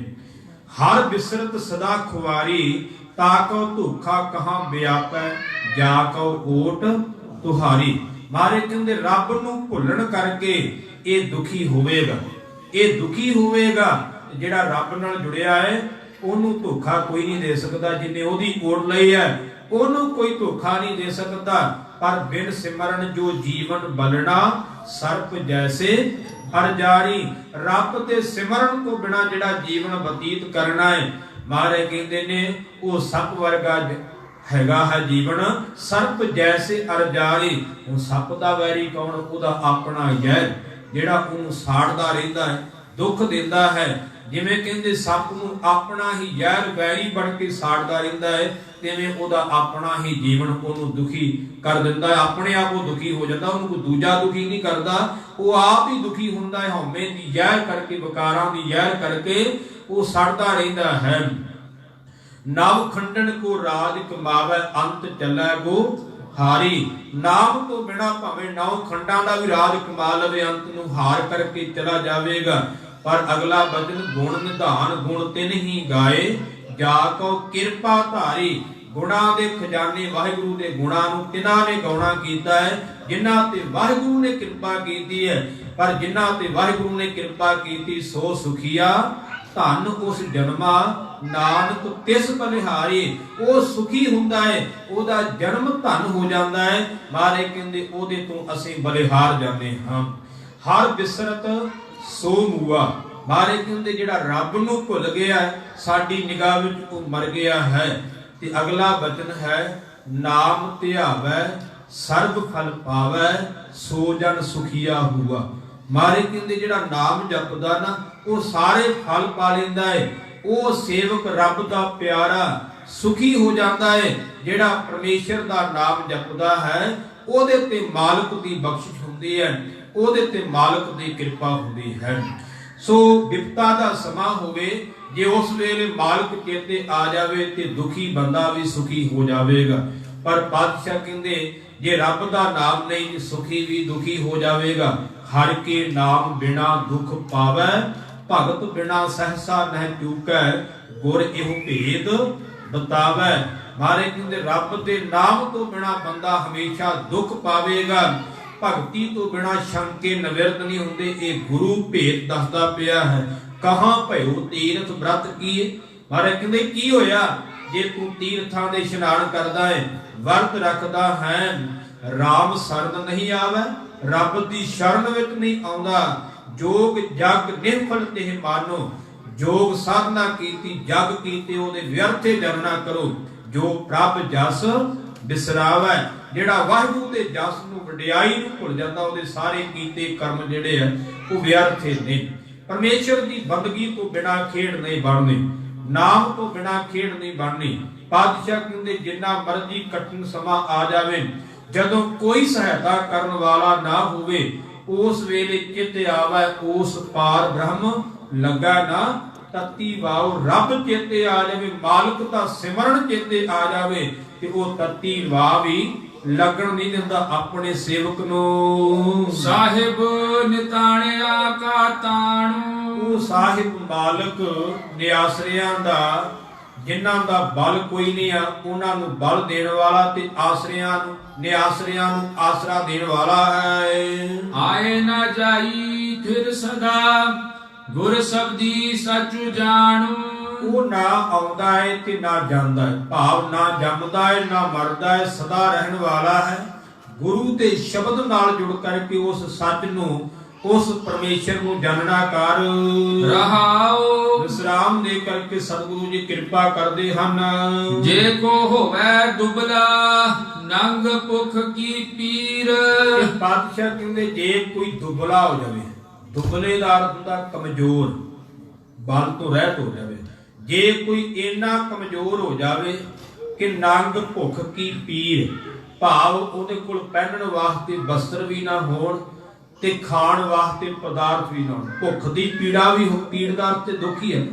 ਭੁੱਖ ਦੀ ਪੀੜਾ ਹੋਵੇ, ਪਹਿਨਣ ਦੀ ਵੀ ਪੀੜਾ ਹੋਵੇ, ਵਸਤਰ ਵੀ ਨਾ ਮਿਲਦੇ ਹੋਣ, ਖਾਣ ਵਾਸਤੇ ਪਦਾਰਥ ਨਾ ਮਿਲਦੇ ਹੋਣ, ਇਹ ਸਾਰੇ ਉਹਦੇ ਕੋਲ ਦੁੱਖ ਆ ਜਾਣ, ਭਾਵ ਨਾ ਖਾਣ ਪੀਣ ਵਾਸਤੇ ਮਿਲਣ ਕਰਕੇ ਉਹ ਦੁਬਲਾ ਹੋ ਜਾਵੇ, ਕਮਜ਼ੋਰ ਹੋ ਜਾਵੇ। ਦਮੜਾ ਪੱਲੇ ਨਾ ਪਵੇ ਨਾ ਕੋ ਦੇਵੇ ਧੀਰ। ਅਤੇ ਦਮੜਾ ਦਾ ਅਰਥ ਹੈ ਪੈਸਾ। ਇੱਕ ਪੈਸਾ ਵੀ ਉਹਦੇ ਪੱਲੇ ਨਾ ਪਵੇ, ਕਿਤਿਓਂ ਪ੍ਰਾਪਤ ਨਾ ਹੋਵੇ, ਤੇ ਨਾ ਹੀ ਉਹਨੂੰ ਕੋਈ ਧੀਰਜ ਦੇਣ ਵਾਲਾ ਹੋਵੇ। ਜਦੋਂ ਬੰਦਾ ਡੋਲਦਾ ਨਾ ਤੇ ਕਈ ਲੋਕ ਉਹਨੂੰ ਹੋਰ ਡਲਾਉਣਗੇ, ਹੌਸਲਾ ਕੋਈ ਨਹੀਂ ਦਿੰਦਾ ਉਦੋਂ ਜਦੋਂ ਬੰਦਾ ਡੋਲ ਜਾਂਦਾ। ਪਾਤਸ਼ਾਹ ਕਹਿੰਦੇ ਨੇ ਕਿ ਉਹ ਐਸਾ ਹੋ ਜਾਵੇ ਕਿ ਉਹਦੇ ਕੋਲ ਪੈਸਾ ਕੋਈ ਨਾ ਹੋਵੇ ਕਿ ਉਹਨੂੰ ਕੋਈ ਹੌਸਲਾ ਦੇਣ ਵਾਲਾ ਵੀ ਨਾ ਹੋਵੇ, ਧੀਰਜ ਵੀ ਨਾ ਦਵੇ। ਸਵਾਰਥ ਸਵਾਉ ਨਾ ਕੋ ਕਰੇ ਨਾ ਕਿਛ ਹੋਵੇ ਕਾਜ। ਤੇ ਸਵਾਰਥ ਸਵਾਉ, ਆਪਣਾ ਸਵਾਰਥ, ਆਪਣੀ ਗਰਜ, ਭਾਵ ਉਹਦੀ ਆਪਣੀ ਗਰਜ ਕੋਈ ਪੂਰੀ ਨਾ ਕਰਦਾ ਹੋਵੇ, ਭਾਵ ਉਹਦੀ ਇੱਛਾ ਕੋਈ ਪੂਰੀ ਨਾ ਕਰਦਾ ਹੋਵੇ, ਨਾ ਕਿਛ ਹੋਵੇ ਕਾਜ, ਨਾ ਹੀ ਉਹਦਾ ਕੋਈ ਕਾਰਜ ਸਿਰੇ ਚੜ੍ਹਦਾ ਹੋਵੇ, ਨਾ ਹੀ ਉਹਦਾ ਕੋਈ ਕੰਮ ਪੂਰਾ ਹੁੰਦਾ ਹੋਵੇ। ਜਿਤ ਆਵੇ ਉਸ ਪਾਰ ਬ੍ਰਹਮ ਤਾਨੇ ਚਲ ਹੋਵੇ ਰਾਜ। ਇਹ ਪਾਤਸ਼ਾਹ ਜੀ ਫਰਮਾਉਂਦੇ ਨੇ ਐਸੇ ਸਮੇਂ ਤੇ ਜੇ ਵਾਹਿਗੁਰੂ ਚੇਤੇ ਆ ਜਾਵੇ ਕਿ ਉਹਦਾ ਪੱਕਾ ਰਾਜ ਹੋ ਜਾਵੇਗਾ, ਭਾਵ ਅੰਤਰੀਵ ਤੌਰ ਤੇ ਵੀ ਉਹ ਰਾਜਾ ਬਣ ਜਾਵੇਗਾ ਤੇ ਬਾਹਰੀ ਤੌਰ ਤੇ ਵੀ ਉਹਨੂੰ ਰਾਜ ਭਾਗ, ਸਾਰੇ ਸੁੱਖ ਜਿਹੜੇ ਆ ਉਹ ਪ੍ਰਾਪਤ ਹੋ ਜਾਣਗੇ। ਜਾ ਕੋ ਚਿੰਤਾ ਬਹੁਤ ਬਹੁਤ ਦੇਹੀ ਵਿਆਪੈ ਰੋਗ। ਜਾ ਕੋ ਜਿਸ ਨੂੰ ਕਹਿੰਦੇ ਬਹੁਤ ਬਹੁਤ ਚਿੰਤਾ ਹੀ ਲੱਗੀ ਰਹਿੰਦੀ ਹੈ, ਹਰ ਵਕਤ ਚਿੰਤਾ ਲੱਗੀ ਰਹਿੰਦੀ ਹੈ।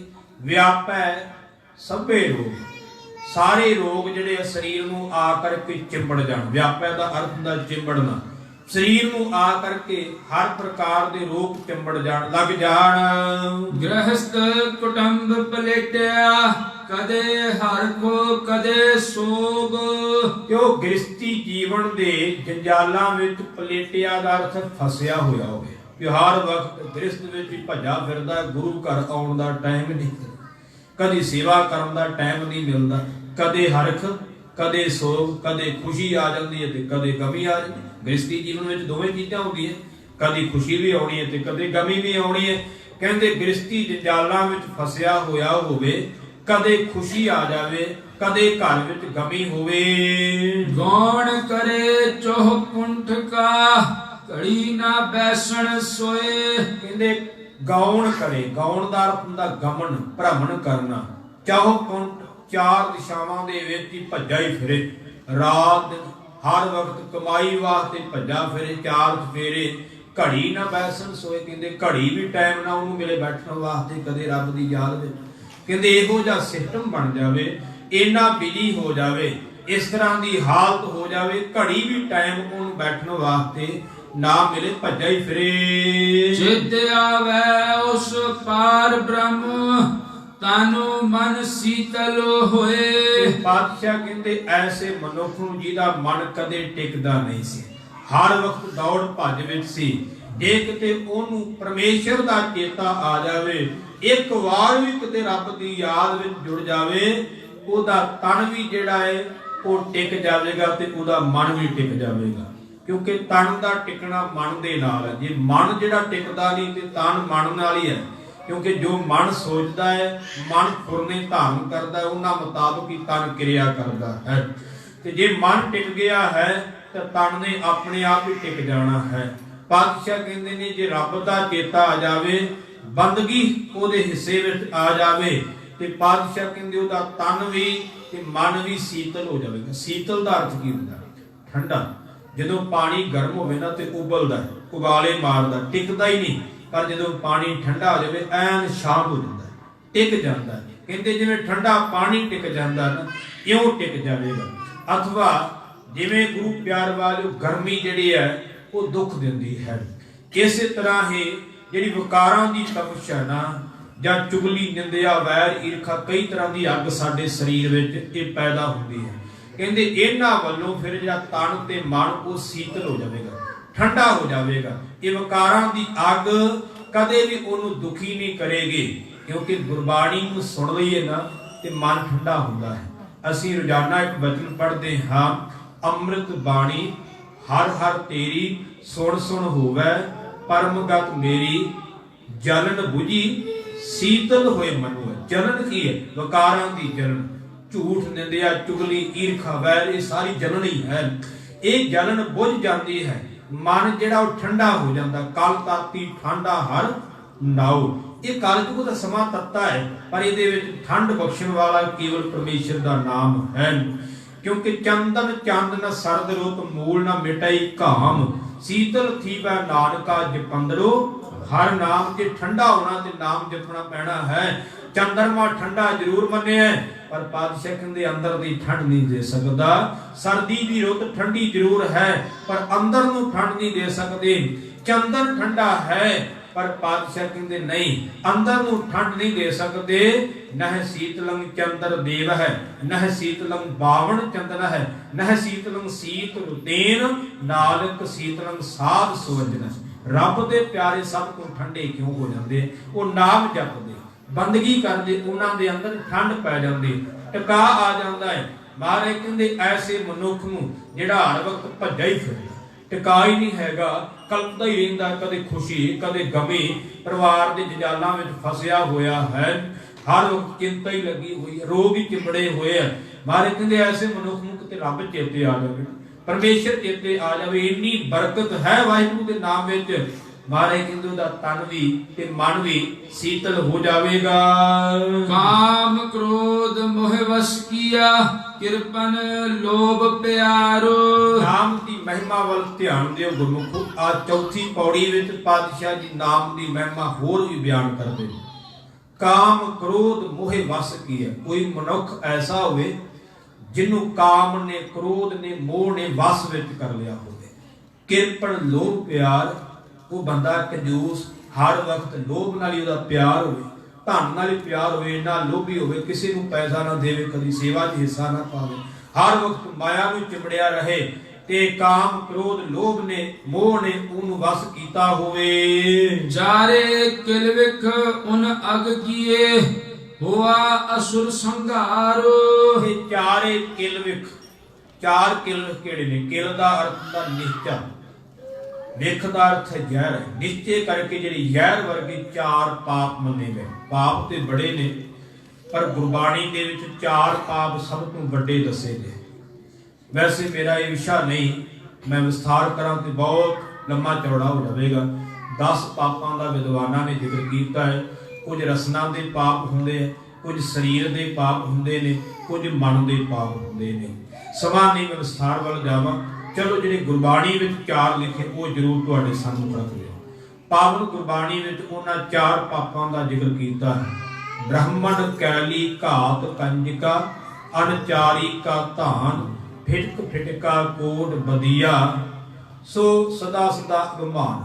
ਉੱਥੇ ਪਾਤਸ਼ਾਹ ਕਹਿੰਦੇ ਬ੍ਰਾਹਮਣ ਕੈਲੀ। ਬ੍ਰਾਹਮਣ ਦਾ ਅਰਥ ਹੈ ਬ੍ਰਹਮ ਗਿਆਨੀ, ਰੱਬ ਦਾ ਪਿਆਰਾ, ਰੱਬ ਦੇ ਪਿਆਰੇ ਦਾ ਕਤਲ ਕਰ ਦੇਣਾ, ਮਾਰ ਦੇਣਾ। ਗੁਰਬਾਣੀ ਵਿੱਚ ਸਭ ਤੋਂ ਵੱਡਾ ਪਾਪ ਲਿਖਿਆ। ਜਿਹੜੇ ਪਾਪ ਜ਼ਕਰੀਆ ਖਾਨ ਨੇ ਕੀਤੇ, ਜਿਵੇਂ ਭਾਈ ਮਣੀ ਸਿੰਘ ਜੀ ਬ੍ਰਹਮ ਗਿਆਨੀ, ਉਹਨਾਂ ਨੂੰ ਬੰਦ ਕੱਟ ਕੇ ਸ਼ਹੀਦ ਕੀਤਾ। ਇਹਦੋਂ ਵੱਡਾ ਪਾਪ ਕਿਹੜਾ ਹੋ ਸਕਦਾ? ਭਾਈ ਤਾਰੂ ਸਿੰਘ ਦਾ ਖੋਪਰ ਲਾ ਦਿੱਤਾ ਹੈ। ਗੁਰੂ ਕੇ ਲਾਲਾਂ ਨੂੰ ਨੀਹਾਂ ਵਿੱਚ ਮਿਲਦਾ ਹੈ। ਵੱਡੇ ਵੱਡੇ ਪਾਪ ਹੋਏ ਤਾਂ ਹੀ ਉਹ ਪਾਤਸ਼ਾਹੀਆਂ ਗਰਕ ਹੋਈਆਂ।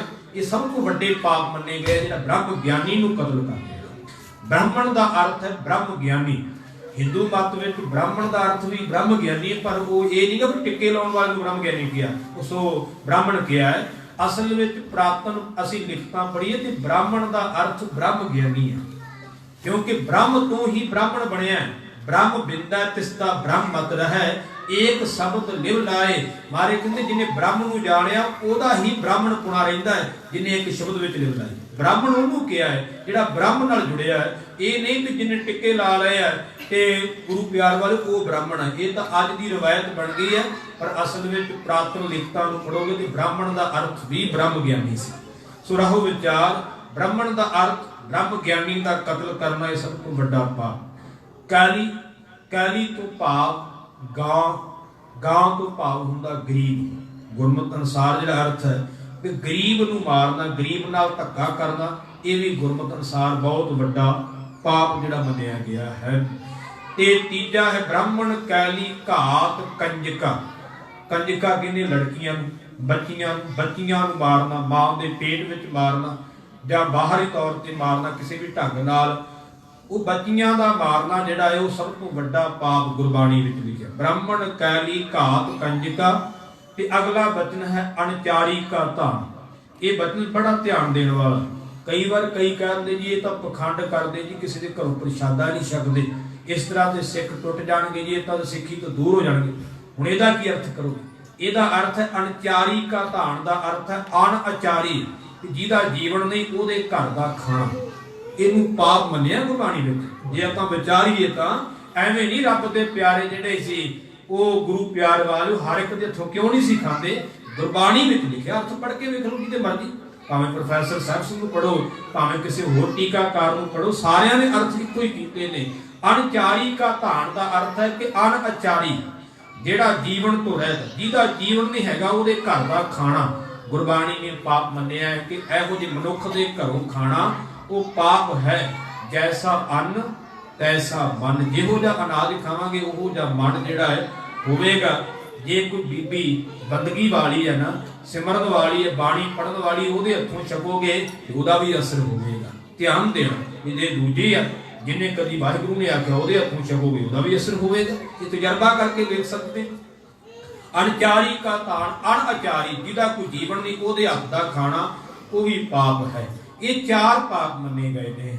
ਸੋ ਬ੍ਰਾਹਮਣ ਕਾਲੀ ਘਾਤ ਕੰਜਕਾ ਅਣਚਾਰੀ ਕਾ ਧਾਨ, ਉਹਦਾ ਜ਼ਿਕਰ ਇੱਥੇ ਮਹਾਰਾਜ ਕੀਤਾ। ਚਾਰੇ ਪਾਪ ਚਾਰੇ ਕਿਲਵਖ ਪੁੰਨ ਅਗ ਕੀਏ, ਚਾਰੇ ਜਿਹੜੇ ਜ਼ਹਿਰ ਵਰਗੇ ਪਾਪ ਉਹਨੇ ਕਰ ਲਏ ਹੋਣ। ਤੇ ਗੁਰੂ ਪਿਆਰ ਵਾਲਿਓ, ਚਾਰੇ ਕਿਲਵਖ ਪੁੰਨ ਅਗ ਕੀਏ ਹੁਆ ਅਸੁਰ ਸੰਘਾਰ। ਅਸੁਰ ਸੰਘਾਰ ਦਾ ਅਰਥ ਹੈ ਕਿ ਉਹ ਮਾਰਨ ਦੇ ਯੋਗ ਹੋਵੇ, ਇੰਨੇ ਉਹਨੇ ਪਾਪ ਕੀਤੇ ਹੋਵੇ ਕਿ ਉਹਨੂੰ ਬਖਸ਼ਿਆ ਨਾ ਜਾਵੇ। ਇਹੋ ਜਿਹਾ ਬੰਦਾ ਹੋਵੇ ਕਿ ਉਹ ਛੱਡਣ ਦੇ ਯੋਗ ਹੀ ਨਾ ਹੋਵੇ। ਪਾਪੀ ਹੈ ਵੀ ਉਹਨੂੰ ਸਾਰੇ ਕਹਿਣ, ਸਾਰੀ ਦੁਨੀਆ ਕਹਿਣ ਵੀ ਇਹਨੂੰ ਤਾਂ ਮਾਰ ਹੀ ਦੇਣਾ ਚਾਹੀਦਾ ਹੈ, ਇਹਦੇ ਵਰਗਾ ਪਾਪੀ ਕੋਈ ਨਹੀਂ। ਐਸਾ ਪਾਪੀ ਮਨੁੱਖ ਵੇ ਪੋਥੀ ਗੀਤ ਕਵਿਤ ਕਿਛ ਕਦੇ ਨਾ ਕਰਨ ਧਰਿਆ। ਜਿਹਨੇ ਕਦੇ ਕੋਈ ਧਾਰਮਿਕ ਪੋਥੀ, ਧਾਰਮਿਕ ਗ੍ਰੰਥ ਵੀ ਨਾ ਪੜਿਆ ਹੋਵੇ, ਨਾ ਕਦੀ ਕੋਈ ਧਾਰਮਿਕ ਗੀਤ ਸੁਣਿਆ ਹੋਵੇ। ਧਿਆਨ ਦੇਣਾ, ਧਾਰਮਿਕ ਗੀਤ ਇਹ ਨਹੀਂ ਕਿ ਜਿਹੜੇ ਦੁਨਿਆਵੀ ਹੁੰਦੇ।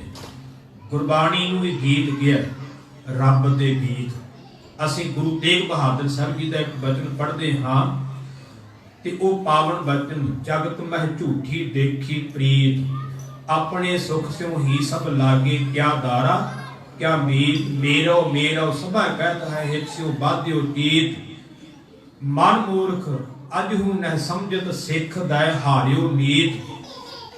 ਅਗਲਾ ਬਚਨ ਅਸੀਂ ਪੜ੍ਹਦੇ ਹਾਂ, ਅਖੀਰਲਾ ਬਚਨ, ਉਹ ਬਚਨ ਹੈ ਪਾਤਸ਼ਾਹ ਕਹਿੰਦੇ ਨੇ, ਅੰਤ ਕਾਲ ਸੰਗੀ ਨਹਿ ਕੋ ਇਹ ਅਚਰਜ ਹੈ ਰੀਤ, ਮਨ ਮੂਰਖ ਅਜਹੂ ਨਹਿ ਸਮਝਤ ਸਿੱਖ ਦੈ ਹਾਰਿਓ ਨੀਤ, ਨਾਨਕ ਭਉਜਲ ਪਾਰ ਪਰੈ ਜੋ ਗਾਵੈ ਪ੍ਰਭ ਕੇ ਗੀਤ।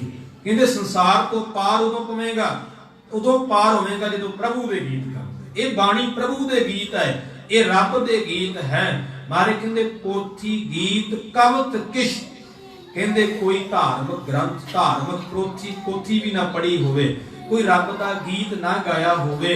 ਕਹਿੰਦੇ ਨੇ ਕੋਈ ਧਾਰਮਿਕ ਜਿਹਦੇ ਵਿੱਚ ਰੱਬ ਦੀ ਸਿਫਤ ਹੋਵੇ, ਉਹ ਕਵਿਤਾ ਵੀ ਕਦੇ ਨਾ ਕਰਨ ਧਰਿਆ। ਕਰਨ ਕਹਿੰਦੇ ਕੰਨਾਂ ਨੂੰ, ਕਦੇ ਵੀ ਕੰਨਾਂ ਵਿੱਚ ਸੁਣਿਆ ਨਾ ਹੋਵੇ, ਕਦੇ ਵੀ ਧਾਰਨ ਨਾ ਕੀਤਾ ਹੋਵੇ। ਚਿਤ ਆਵੈ ਉਸ ਪਾਰ ਬ੍ਰਹਮ ਤਾਂ ਨਿਮਖ ਸਿਮਰਤ ਤਰਿਆ। ਤੇ ਪਾਤਸ਼ਾਹ ਕਹਿੰਦੇ ਐਸੇ ਮਨੁੱਖ ਨੂੰ ਕਿਤੇ ਵਾਹਿਗੁਰੂ ਚੇਤੇ ਆ ਜਾਵੇ ਨਾ, ਤੇ ਅੱਖ ਝਮਕਣ ਜਿੰਨਾ ਸਮਾਂ ਵੀ ਸਿਮਰਨ ਕਰ ਲਵੇ ਤੇ ਉਹ ਤਰ ਜਾਵੇਗਾ। ਗੱਜ ਕਰਕੇ ਆਖੋ ਸਤਨਾਮ ਸ੍ਰੀ ਵਾਹਿਗੁਰੂ। ਇਹ ਨਾਮ ਦੀ ਮਹਿਮਾ ਕਿ ਇੰਨਾ ਮਾੜਾ ਬੰਦਾ ਵੀ ਤਰ ਸਕਦਾ ਹੈ ਉਹਦੇ ਸਿਮਰਨ ਦੇ ਨਾਲ। ਦੇਖੋ ਕਿੰਨਾ ਗਿਰਿਆ ਹੋਇਆ, ਆਪਾਂ ਸੁਣ ਹੀ ਲਿਆ, ਮੈਂ ਫਿਰ ਦੁਹਰਾਵਾਂ ਨਾ ਵੀ ਇੰਨਾ ਗਿਰਿਆ ਹੋਇਆ ਇਨਸਾਨ ਜਿਹਨੇ ਕੁਝ ਵੀ ਨਹੀਂ ਛੱਡਿਆ, ਸਾਰੇ ਪਾਪ ਕੀਤੇ ਆ, ਕਹਿੰਦੇ ਉਹ ਵੀ ਤਰ ਸਕਦਾ ਹੈ ਜੇ ਕਿਤੇ ਉਹਨੂੰ ਰੱਬ ਚੇਤੇ ਆ ਜਾਵੇ, ਮਾਲਕ ਚੇਤੇ ਆ ਜਾਵੇ। ਇਹ ਚਾਰ ਬੰਦਾਂ ਵਿੱਚ ਨਾਮ ਦੀ ਮਹਿਮਾ। ਤੇ ਹੁਣ ਇਸ ਤੋਂ ਅੱਗੇ ਪਾਤਸ਼ਾਹ ਜੀ ਕਿਰਪਾ ਕਰਦੇ ਨੇ ਕਿ ਜੇ ਨਾਮ ਨਹੀਂ ਜਪਦੇ ਤੇ ਜੀਵਨ ਜਿੰਨਾ ਮਰਜ਼ੀ ਚੰਗਾ ਹੋਵੇ, ਜੋ ਕੁਝ ਮਰਜ਼ੀ ਕੋਲ ਹੋਵੇ, ਤੇ ਪੱਲੇ ਕੱਖ ਨਹੀਂ ਪੈਣਾ। ਅੱਗੇ ਬਖਸ਼ਿਸ਼ ਕਰਦੇ ਹਨ। ਸਾਸਤ ਸਿਮਰਤ ਬੇਦ ਚਾਰ ਮੁਖਾਗਰ ਵਿਚਰੇ। ਸਾਸਤ 6 ਸ਼ਾਸਤਰ ਮੰਨੇ ਗਏ ਨੇ ਹਿੰਦੂ ਮਤ ਦੇ, ਧਾਰਮਿਕ ਗ੍ਰੰਥ ਨੇ, ਉਹਨਾਂ ਦੇ 27 ਸਿਮਰਤੀਆਂ ਨੇ ਤੇ 4 ਵੇਦ ਨੇ। ਮੁਖਾਗਰ ਵਿਚਰੇ, ਮੁਖਾਗਰ ਵਿਚਰੇ ਦਾ ਅਰਥ ਹੁੰਦਾ ਮੁਖ ਆਗਰ, ਭਾਵ ਮੁਖ ਦੇ ਅੱਗੇ ਜ਼ਬਾਨੀ ਯਾਦ। ਸਿੱਧਾ ਅਰਥ ਲੈ ਲਈਏ, ਮੁਖ ਦੇ ਅੱਗੇ ਉਹ ਸਾਰੇ ਭੱਜੇ ਫਿਰਦੇ ਹੋਣ, ਭਾਵ ਜ਼ਬਾਨੀ ਯਾਦ ਹੋਣ। 4 ਵੇਦ ਵੀ ਬੰਦੇ ਨੂੰ ਜ਼ਬਾਨੀ ਯਾਦ ਹੋਣ, 27 ਸਿਮਰਤੀਆਂ ਵੀ ਯਾਦ ਹੋਣ, ਤੇ 6 ਸ਼ਾਸਤਰ ਵੀ ਯਾਦ ਹੋਣ। ਤਪੇ ਤਪੀਸਰ ਜੋਗੀਆ ਤੀਰਥ ਗਵਨ ਕਰੇ। ਤੇ ਉਸ ਨੇ ਤਪੀਆਂ ਵਾਂਗੂ ਤਪ ਤਪੇ ਹੋਣ, ਜੋਗੀਆਂ ਵਾਂਗੂ ਜੋਗ ਸਾਧਨਾ ਕੀਤੀ ਹੋਵੇ, ਤੀਰਥਾਂ ਤੇ ਗਵਨ ਵੀ ਕੀਤਾ ਹੋਵੇ, ਭਾਵ ਤੀਰਥਾਂ ਦਾ ਰਟਨ ਕੀਤਾ ਹੋਵੇ। ਖਟ ਕਰਮਾਂ ਤੇ ਦੁਗਣੇ ਪੂਜਾ ਕਰਤਾ ਨਾਏ। ਤੇ ਖਟ ਕਰਮਾਂ ਤੇ ਦੁਗਣੇ ਪੂਜਾ ਕਰਤਾ ਨਾਏ। ਸੋ ਖਟ ਕਰਮ, ਖਟ ਕਹਿੰਦੇ ਨੇ 6 ਨੂੰ। ਬ੍ਰਾਹਮਣ ਦੇ 6 ਕਰਮ ਮੰਨੇ ਗਏ ਸਨ। ਵਿਦਿਆ ਪੜ੍ਹਨੀ, ਵਿਦਿਆ ਪੜਾਉਣੀ, ਦਾਨ ਦੇਣਾ, ਦਾਨ ਲੈਣਾ, ਪੂਜਾ ਕਰਨੀ, ਪੂਜਾ ਕਰਾਉਣੀ, ਉਹਨਾਂ ਦੀਆਂ ਲਿਖਤਾਂ ਵਿੱਚ ਲਿਖੇ ਹੋਏ ਨੇ। ਸੋ ਮਹਾਰਾਜ ਕਹਿੰਦੇ ਖਟ ਕਰਮਾਂ ਤੇ ਦੁਗਣੇ। ਇਹਨਾਂ 6 ਕਰਮਾਂ ਤੋਂ ਦੁਗਣੇ ਕਰਮ ਕੋਈ ਕਰਦਾ ਹੋਵੇ, ਵੱਧ ਕਰਦਾ ਹੋਵੇ, ਘੱਟ ਨਾ ਕਰਦਾ ਹੋਵੇ। ਪੂਜਾ ਕਰਤਾ ਨਹਾਏ, ਨਹਾ ਕਰਕੇ ਇਸ਼ਨਾਨ ਕਰਕੇ ਪੂਜਾ ਵੀ ਕਰਦਾ ਹੋਵੇ। ਰੰਗੋ ਨਾ ਲੱਗੀ ਪਾਰ ਬ੍ਰਹਮ ਤਾਂ ਸਰ ਪਰ ਨਰਕੇ ਜਾਏ। ਇੰਨਾ ਕੁਝ ਹੋਣ ਦੇ ਬਾਵਜੂਦ, ਇੰਨਾ ਕੁਝ ਭਾਵ ਇੰਨੇ ਗ੍ਰੰਥ ਜ਼ਬਾਨੀ ਯਾਦ ਹੋਣ, ਕਰਮ ਵੀ ਸਾਰੇ ਕਰਦਾ ਹੋਵੇ, ਅਤੇ ਇਸ਼ਨਾਨ ਪਾਣੀ ਵੀ ਕਰਦਾ ਹੋਵੇ, ਪੂਜਾ ਵੀ ਕਰਦਾ ਹੋਵੇ, ਕਹਿੰਦੇ ਜੇ ਰੱਬ ਨਾਲ ਰੰਗ ਨਹੀਂ ਨਾ ਲੱਗਿਆ, ਪਰਮੇਸ਼ਰ ਦੇ ਨਾਮ ਨਾਲ ਮਨ ਨਹੀਂ ਨਾ ਜੁੜਿਆ, ਉਹਦੇ ਨਾਲ ਪ੍ਰੇਮ ਨਹੀਂ ਬਣਿਆ, ਤੇ ਕਹਿੰਦੇ ਸਰ ਪਰ ਨਰਕੇ ਜਾਏ। ਸਰ ਪਰ ਦਾ ਅਰਥ ਹੁੰਦਾ ਅਵੱਜ, ਜ਼ਰੂਰ। ਪਾਤਸ਼ਾਹ ਕਹਿੰਦੇ ਉਹ ਜ਼ਰੂਰ ਪੱਕਾ ਨਰਕਾਂ ਨੂੰ ਜਾਊਗਾ। ਜੇ ਰੱਬ ਨਾਲ ਪ੍ਰੇਮ ਨਹੀਂ ਬਣਿਆ, ਮਾਲਕ ਦੀ ਬੰਦਗੀ ਨਾਲ ਨਹੀਂ ਜੁੜਿਆ, ਤੇ ਜ਼ਰੂਰ ਨਰਕਾਂ ਨੂੰ ਜਾਵੇਗਾ। ਅੱਜ ਚੁੱਕੀ ਫਿਰਦੇ ਗਿਆਨ ਦੀ, ਗਿਆਨ ਹੀ ਨਾਮ ਹੈ। ਜਾਂ ਮਹਾਰਾਜ ਕਹਿੰਦੇ ਵੀ ਨੇ ਗ੍ਰੰਥ ਜ਼ਬਾਨੀ ਜਾਂ ਉਹਨੇ ਗਿਆਨ ਵਾਲੇ ਇਹ ਗ੍ਰੰਥ ਜਿੰਨੇ ਮਰਜ਼ੀ ਕਰੀ ਫਿਰੋ, ਗਿਆਨ ਨਾਲ ਕੁਝ ਨਹੀਂ ਹੋਣਾ। ਸੋ ਗੁਰੂ ਪਿਆਰ ਵਾਲਿਓ, ਗਿਆਨ ਵੀ ਜ਼ਰੂਰੀ ਹੈ। ਮੰਨਦੇ ਆ ਗਿਆਨ ਆਪਾਂ ਗੁਰੂ ਤੋਂ ਲੈਣਾ, ਪਰ ਸੁੱਕਾ ਗਿਆਨ ਚੁੱਕੀ ਫਿਰੋ, ਭਗਤੀ ਤੋਂ ਬਿਨਾਂ ਗਿਆਨ ਵੀ ਕਿਸੇ ਕੰਮ ਦਾ ਨਹੀਂ। ਸੋ ਇਸ ਕਰਕੇ ਗੁਰਮੁਖੋ ਗਿਆਨ ਵੀ ਜ਼ਰੂਰੀ ਹੈ, ਪਰ ਉਦੋਂ ਵੱਧ ਜ਼ਰੂਰੀ ਹੈ ਰੱਬ ਦੀ ਭਗਤੀ। ਜਿੱਥੇ ਗਿਆਨ ਨੇ ਕੰਮ ਨਹੀਂ ਕਰਨਾ, ਉੱਥੇ ਭਗਤੀ ਨੇ ਕੰਮ ਕਰਨਾ। ਅਸਲ ਵਿੱਚ ਜੇ ਗੁਰਬਾਣੀ ਨੂੰ ਸਮਝੀਏ ਨਾ, ਤੇ ਗੁਰਬਾਣੀ ਕਹਿੰਦੀ ਹੈ ਉਹ ਗਿਆਨ ਤਾਂ ਤੂੰ ਭਾਵੇਂ ਨਾਮ ਹੀ ਲਿਆ ਹੋਵੇ, ਪ੍ਰਭ ਕੈ ਸਿਮਰਨ ਗਿਆਨ ਧਿਆਨ ਤਤ ਬੁੱਧ, ਪ੍ਰਭ ਕੈ ਸਿਮਰਨ ਸਗਲ ਭਵਨ ਕੀ ਸੁਧ। ਤੈਨੂੰ ਗਿਆਨ ਲੈਣ ਦੀ ਲੋੜ ਨਹੀਂ, ਜੇ ਸਿਮਰਨ ਕਰ ਲਵੇਂ ਗਿਆਨ ਆਪੇ ਆ ਜਾਣਾ। ਧਿਆਨ ਦੇਣਾ, ਪ੍ਰਭੂ ਦੇ ਸਿਮਰਨ ਵਿੱਚੋਂ ਗਿਆਨ ਧਿਆਨ ਤਤ ਬੁੱਧੀ ਮਿਲ ਜਾਣੀ ਹੈ। ਪ੍ਰਭੂ ਦੇ ਸਿਮਰਨ ਵਿੱਚੋਂ ਹੀ ਸਾਰੇ ਭਵਨਾਂ ਦੀ ਸੋਝੀ ਹੋ ਜਾਣੀ ਹੈ। ਇਹ ਕਿਤਾਬੀ ਗਿਆਨ ਤੇ ਪਿੱਛੇ ਰਹਿ ਜਾਣਾ ਹੈ, ਪਰ ਜਿਹੜੇ ਗਿਆਨ ਦੀ ਗੁਰੂ ਨੇ ਗੱਲ ਕੀਤੀ ਉਹ ਗਿਆਨ ਨਹੀਂ, ਇਹ ਤਾਂ ਹੋਰ ਗਿਆਨ ਚੁੱਕੀ ਫਿਰਦੇ, ਲੜਾਈਆਂ ਝਗੜਿਆਂ ਵਾਲਾ ਨਹੀਂ। ਗੁਰਮੁਖੋ ਗਿਆਨ ਲੈਣਾ ਸੀ ਆਪਣੇ ਮਨ ਨੂੰ ਸਮਝਾਉਣ ਵਾਸਤੇ। ਮਨ ਸਮਝਾਉਣ ਕਾਰਨੇ ਕਛੂਕ ਪੜ੍ਹੀ ਹੈ ਗਿਆਨ। ਮਨ ਨੂੰ ਸਮਝਾਉਣ ਵਾਸਤੇ ਗਿਆਨ ਪੜ੍ਹਨਾ ਸੀ, ਪਰ ਲੜਨ ਵਾਸਤੇ ਥੋੜਾ ਮਹਾਰਾਜ ਨੇ ਕਿਹਾ ਸੀ ਵੀ ਇੱਕ ਦੂਜੇ ਨੂੰ ਹਰਾਉਣ ਵਾਸਤੇ, ਜਿੱਤਣ ਵਾਸਤੇ ਗਿਆਨ ਲੈਣਾ।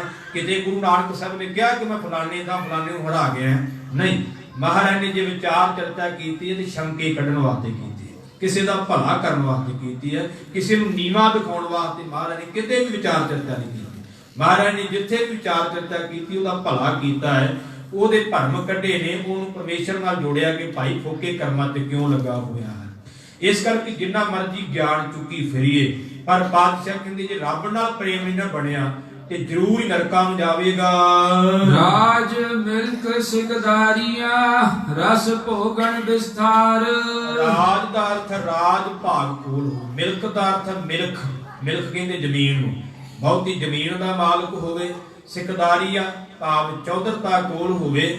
ਰਸ ਭੋਗਣ ਵਿਸਥਾਰ, ਬਹੁਤੇ ਵਿਸਥਾਰ ਦੇ ਸਹਿਤ ਹਰ ਪ੍ਰਕਾਰ ਦੇ ਖਾਣ ਵਾਸਤੇ ਪਦਾਰਥ ਭੋਗਣ ਵਾਸਤੇ ਰਸ ਹੋਣ। ਬਾਗ ਸੁਹਾਵੇ ਸੋਹਣੇ ਚੱਲੇ ਹੁਕਮ ਅਫਾਰ।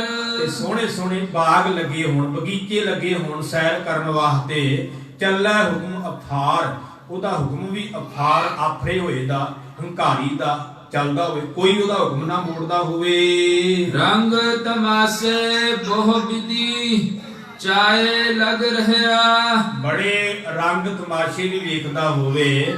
ਰੰਗ ਤਮਾਸ਼ਿਆਂ ਦੇ ਵਿੱਚ ਬਹੁਤ ਤਰ੍ਹਾਂ ਦੇ ਰੰਗ ਤਮਾਸ਼ਿਆਂ ਵਿੱਚ ਮਨ ਦੇ ਚਾਅ ਕਰਕੇ ਲੱਗਾ ਹੋਇਆ। ਕੌਤਕ ਕੋੜ ਤਮਾਸਿਆ ਚਿਤ ਨ ਆਵਸ ਨਾਉ, ਨਾਨਕ ਕੋੜੀ ਨਰਕ ਬਰਾਬਰੇ ਉਜੜ ਸੋਈ ਥਾਉ। ਕਹਿੰਦੇ ਰੰਗਾ ਤਮਾਸ਼ਿਆਂ ਤੇ ਲੱਗਾ ਹੋਵੇ ਬੜੇ ਚਾਅ ਦੇ ਨਾਲ। ਜਿਤ ਨ ਆਇਓ ਪਾਰ ਬ੍ਰਹਮ ਤਾਂ ਸਰਬ ਕੀ ਜੂਨ ਗਿਆ।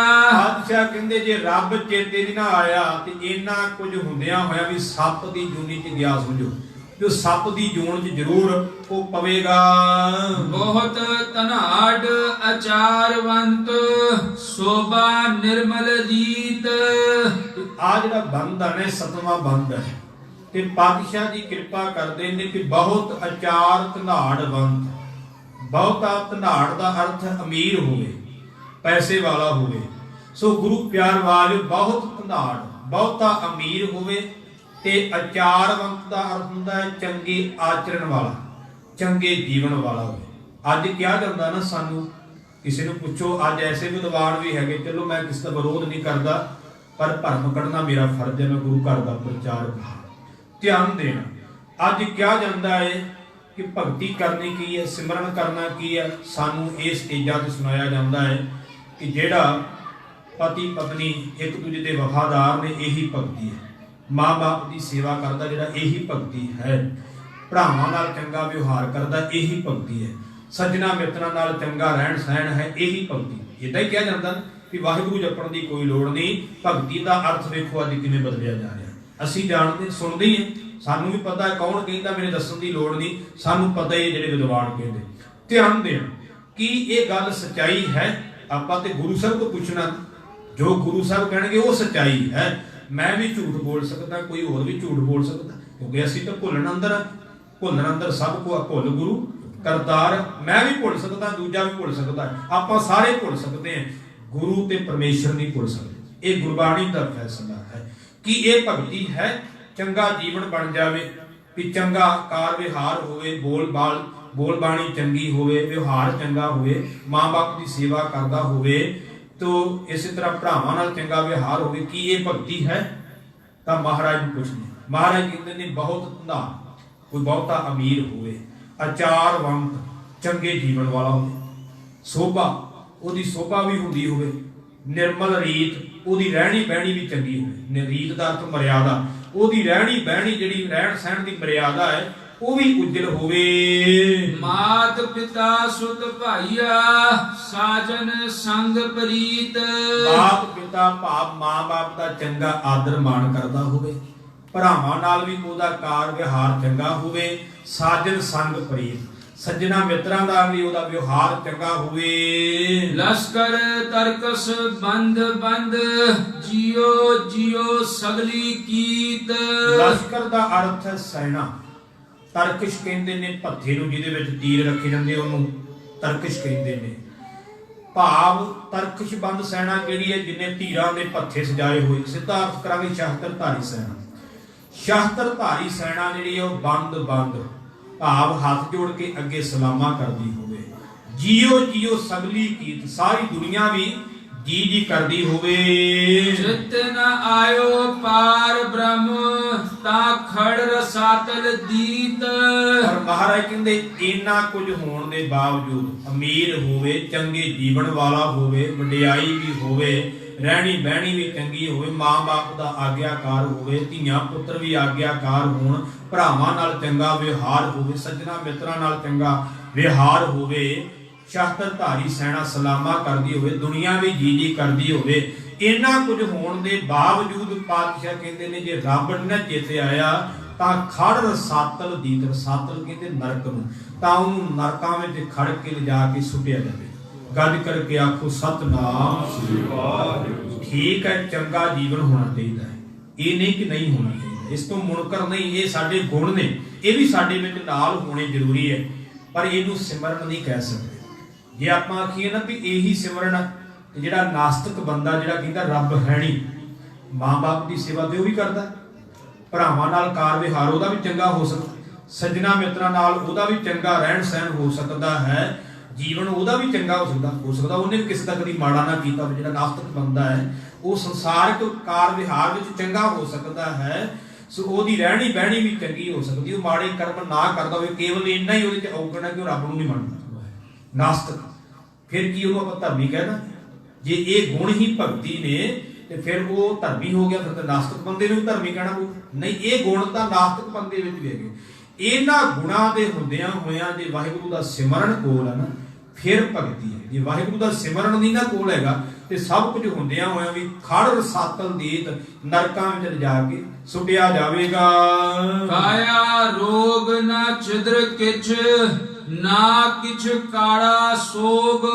ਹੁਣ ਅਗਲੇ ਬੰਦ ਵਿੱਚ ਮਹਾਰਾਜ ਕਹਿੰਦੇ ਨੇ ਕਈਆਂ ਨੂੰ ਇਹ ਹੁੰਦਾ ਕਿ ਮੇਰਾ ਸਰੀਰ ਵਧੀਆ ਜੀ, ਮੈਨੂੰ ਤਾਂ ਕੋਈ ਰੋਗ ਹੀ ਨਹੀਂ ਲੱਗਾ। ਕਾਇਆ ਰੋਗ, ਸਰੀਰ ਨੂੰ ਕੋਈ ਰੋਗ ਨਹੀਂ ਲੱਗਾ। ਨਾ ਛਿਦਰ ਕਿਸ, ਛਿਦਰ ਕਹਿੰਦੇ ਛੇਕ ਨੂੰ, ਐਬ, ਭਾਵ ਕਿ ਸਰੀਰ ਵਿੱਚ ਕੋਈ ਐਬ ਨਹੀਂ ਗਾ, ਕੋਈ ਦੁੱਖ ਵਾਲੀ ਘਬਰਾਹਟ ਵਾਲੀ ਗੱਲ ਨਹੀਂ ਹੈਗੀ, ਕੋਈ ਐਬ ਨਹੀਂ ਕਿਸੇ ਤਰ੍ਹਾਂ ਦਾ ਵੀ, ਜਿਵੇਂ ਨਸ਼ੇ ਦਾ ਐਬ ਲੱਗਾ ਕੋਈ ਔਗਣ ਵਿੱਚ ਆ ਗਿਆ। ਕਾਇਆ ਰੋਗ ਨਾ ਛਿਦਰ ਕੇਸ਼, ਕਾਇਆ ਨੂੰ ਸਰੀਰ ਨੂੰ ਕੋਈ ਰੋਗ ਨਹੀਂ ਲੱਗਾ ਹੋਇਆ, ਨਾ ਕੋਈ ਐਬ ਹੈ। ਅਤੇ ਅਗਲਾ ਵਚਨ ਹੈ ਨਾ ਕਿਛ ਕਾੜਾ ਸੋਗ, ਨਾ ਕਿਛ ਕਾੜਾ, ਕਾੜਾ ਦਾ ਅਰਥ ਹੈ ਚਿੰਤਾ, ਤੇ ਨਾ ਕੋਈ ਅੰਦੇਸ਼ਾ ਹੈ, ਚਿੰਤਾ ਹੈ ਮਨ ਦੇ ਵਿੱਚ, ਨਾ ਕੋਈ ਸੋਗ ਦਾ ਅਰਥ ਹੈ ਗਮੀ ਦੁੱਖ, ਨਾ ਹੀ ਕੋਈ ਦੁੱਖ ਹੈ। ਮਿਰਤ ਨ ਆਵੀ ਚਿਤ ਤਿਸ, ਇਹ ਨਿਸ ਭੋਗੈ ਭੋਗ। ਇਹਦੇ ਮੌਤ ਵੀ ਉਹਨੂੰ ਚੇਤੇ ਨਹੀਂ, ਇੰਨਾ ਸੁਖੀ ਆ ਕਿ ਮੌਤ ਦਾ ਉਹਨੂੰ ਚਿੱਤ ਖਿਆਲ ਵੀ ਮੈਨੂੰ ਮੌਤ ਵੀ ਆਉਣੀ। ਜਦੋਂ ਬੰਦਾ ਸੁਖੀ ਹੁੰਦਾ ਉਦੋਂ ਮੌਤ ਵੀ ਭੁੱਲ ਜਾਂਦਾ। ਕਹਿੰਦੇ ਮੌਤ ਵੀ ਉਹਨੂੰ ਕਦੇ ਚੇਤੇ ਨਹੀਂ ਆਉਂਦੀ, ਮੌਤ ਦਾ ਡਰ ਵੀ ਨਹੀਂ ਰਿਹਾ, ਕਿਉਂਕਿ ਉਹ ਸਾਰਾ ਕੁਝ, ਸਰੀਰ ਵੀ ਠੀਕ ਆ, ਸਾਰੇ ਸੁੱਖ ਘਰ ਦੇ ਵਿੱਚ ਨੇ। ਇਹ ਨਿਸ ਭੋਗੈ ਭੋਗ, ਇਹ ਕਹਿੰਦੇ ਨੇ ਦਿਨ ਨੂੰ, ਨਿਸ ਕਹਿੰਦੇ ਨੇ ਰਾਤ ਨੂੰ, ਕਿ ਦਿਨ ਰਾਤ ਉਹ ਸਾਰੇ ਭੋਗ ਭੋਗਦਾ ਹੋਵੇ, ਸੁਖ ਭੋਗਦਾ ਹੋਵੇ। ਸਭ ਕਿਛ ਕੀਤੋ ਨ ਆਪਣਾ, ਜੀ ਨਾ ਸੰਕ ਧਰਿਆ। ਸਭ ਕੁਝ ਆਪਣਾ ਬਣਾ ਲਿਆ, ਆਪਣੇ ਨਾਮ ਤੇ ਕਰਾ ਲਿਆ, ਕੋਈ ਸ਼ੰਕਾ ਹੀ ਰਹਿ ਗਿਆ ਮਨ ਦੇ ਵਿੱਚ, ਸ਼ੰਕਾ ਹੀ ਨਹੀਂ ਕੋਈ ਮੇਰੇ ਤੋਂ ਕੋਈ ਇਹ ਚੀਜ਼ ਖੋਹ ਲਵੇਗਾ ਕਿ ਸਭ ਕੁਝ ਮੇਰੇ ਨਾਂ ਹੋ ਗਿਆ ਜੀ, ਘਰ ਵੀ ਮੇਰਾ, ਜ਼ਮੀਨ ਵੀ ਮੇਰੀ ਹੈ, ਹੋਰ ਵੀ ਮੇਰੇ ਕਾਰਖਾਨੇ ਲੱਗੇ ਹੋਏ ਆ, ਇੰਨੀ ਪ੍ਰਾਪਰਟੀ, ਸਭ ਕੁਝ ਆਪਣੇ ਨਾਂ ਕਰ ਲਿਆ, ਵੀ ਸਾਰੇ ਸੁੱਖ ਕੋਲ ਆ ਗਏ। ਮਾਰੇ ਕਹਿੰਦੇ ਜੀਏ ਨਾ ਸ਼ੰਕ ਧਰਿਆ, ਹਿਰਦੇ ਵਿੱਚ ਸ਼ੰਕਾ ਹੀ ਕੋਈ ਨਾ ਧਾਰਨ ਕੀਤਾ ਕਿ ਹੁਣ ਮੇਰੇ ਤੋਂ ਕੋਈ ਖੋ ਸਕਦਾ, ਸਭ ਕੁਝ ਤਾਂ ਮੇਰੇ ਨਾਂ ਹੈ, ਹੁਣ ਸਾਰਾ ਕੁਝ ਮੇਰਾ ਹੈ। ਚਿਤੇ ਨਾ ਆਇਓ ਪਾਰ ਬ੍ਰਹਮ, ਜਮ ਕੰਕਰ ਵਸ ਪਰਿਆ। ਤੇ ਪਾਤਸ਼ਾਹ ਕਹਿੰਦੇ ਐਸੇ ਮਨੁੱਖ ਨੂੰ ਜੇ ਰੱਬ ਚੇਤੇ ਨਾ ਆਇਆ ਤੇ ਜਮ ਕੰਕਰ ਵਸ ਪਰਿਆ। ਕੰਕਰ ਜਿਵੇਂ ਕੰਕਰ ਵੱਜ ਜਾਵੇ ਤੇ ਦੁੱਖ ਦਿੰਦਾ ਨਾ, ਕਹਿੰਦੇ ਦੁੱਖ ਦੇਣ ਵਾਲਾ ਜਿਹੜਾ ਜਮ ਆ ਨਾ, ਉਹਦੇ ਵਸ ਫਿਰ ਉਹ ਜੀਵ ਪੈਂਦਾ ਹੈ। ਜੇ ਕਹਿੰਦੇ ਉਹਨੂੰ ਮਾਲਕ ਚੇਤੇ ਨਹੀਂ ਆਇਆ, ਪਰਮੇਸ਼ਰ ਚੇਤੇ ਨਹੀਂ ਆਇਆ, ਤਾਂ ਉਹ ਜਮ ਕੰਕਰਾਂ ਦੇ ਵਸ ਪੈਂਦਾ ਹੈ, ਜਮਾਂ ਦੇ ਵਸ ਉਹਨੂੰ ਪੈਣਾ ਪੈਂਦਾ ਹੈ। ਕਿਉਂਕਿ ਗੁਰਮੁਖੋ ਨਾਮ ਸਿਮਰਨ ਬੜਾ ਜ਼ਰੂਰੀ ਹੈ।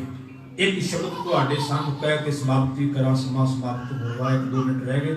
ਧਿਆਨ ਦੇਣਾ ਗੁਰੂ ਪਿਆਰ ਵਾਲਿਓ, ਅਸੀਂ ਪਾਵਨ ਬਾਣੀ ਵਿੱਚੋਂ ਇੱਕ ਸ਼ਬਦ ਪੜ੍ਹਦੇ ਹਾਂ, ਮਾਈ ਰੀ ਆਣ ਸਿਮਰ ਮਰ ਜਾਹੀਂ।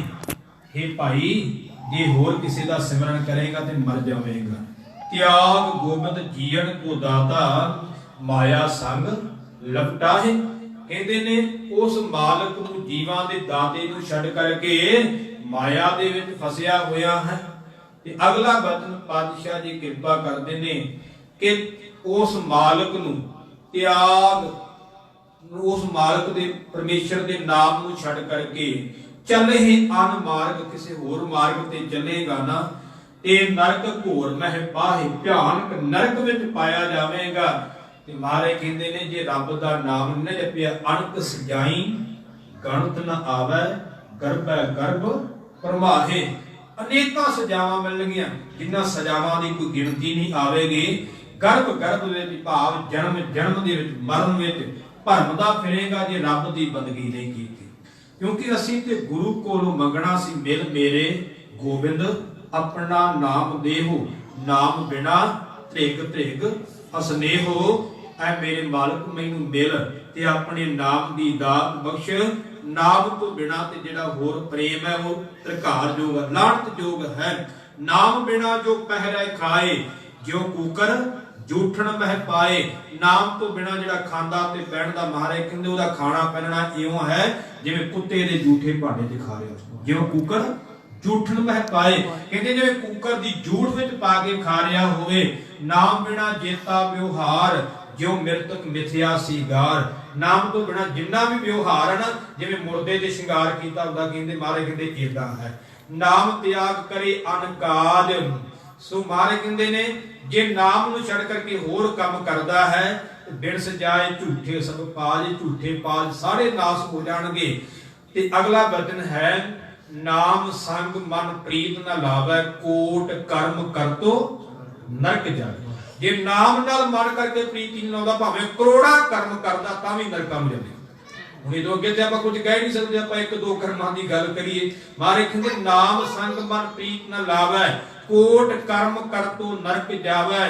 ਹਰਿ ਕਾ ਨਾਮ ਜਿਨ ਮਨ ਨਾ ਅਰਾਧਾ, ਚੋਰ ਕੀ ਨਿਆਈ ਜੰਮਪੁਰ ਬਾਧਾ। ਜੇ ਰੱਬ ਦਾ ਨਾਮ ਮਨ ਵਿੱਚ ਅਰਾਧਿਆ ਨਹੀਂ ਤੇ ਚੋਰ ਨੂੰ ਫੜ ਕੇ ਜਿਵੇਂ ਬੰਨਿਆ ਜਾਂਦਾ, ਕੁੱਟਿਆ ਜਾਂਦਾ, ਉਹ ਜਮਾਂ ਦੀ ਪੁਰੀ ਵਿੱਚ ਬੰਨਿਆ ਜਾਵੇਗਾ। ਲਾਖ ਅਡੰਬਰ ਬਹੁਤ ਵਿਸਥਾਰਾ, ਨਾਮ ਬਿਨਾ ਝੂਠੇ ਪਸਾਰਾ। ਨਾਮ ਤੋਂ ਬਿਨਾ ਇਹ ਝੂਠੇ ਨੇ। ਹਰਿ ਕਾ ਨਾਮ ਸੋਈ ਜਨ ਲੇ, ਕਰ ਕਿਰਪਾ ਨਾਨਕ ਜਿਸ ਦੇ। ਰੱਬ ਦਾ ਨਾਮ ਵੀ ਉਹੀ ਜਪ ਸਕਦਾ ਜਿਹਨੂੰ ਉਹ ਕਿਰਪਾ ਕਰਕੇ ਜਪਣ ਦੀ ਰਹਿਮਤ ਕਰਦਾ ਹੈ। ਇੱਥੇ ਪਾਤਸ਼ਾਹ ਜੀ ਕਿਰਪਾ ਕਰਦੇ ਨੇ, ਰੱਬ ਚੇਤੇ ਨਾ ਆਇਆ, ਜਮਾਂ ਦੇ ਵਸ ਉਹ ਜੀਵ ਪਿਆ ਹੈ। ਕਿਰਪਾ ਕਰੇ ਜਿਸ ਪਾਰ ਬ੍ਰਹਮ, ਹੋਵੇ ਸਾਧੂ ਸੰਗ।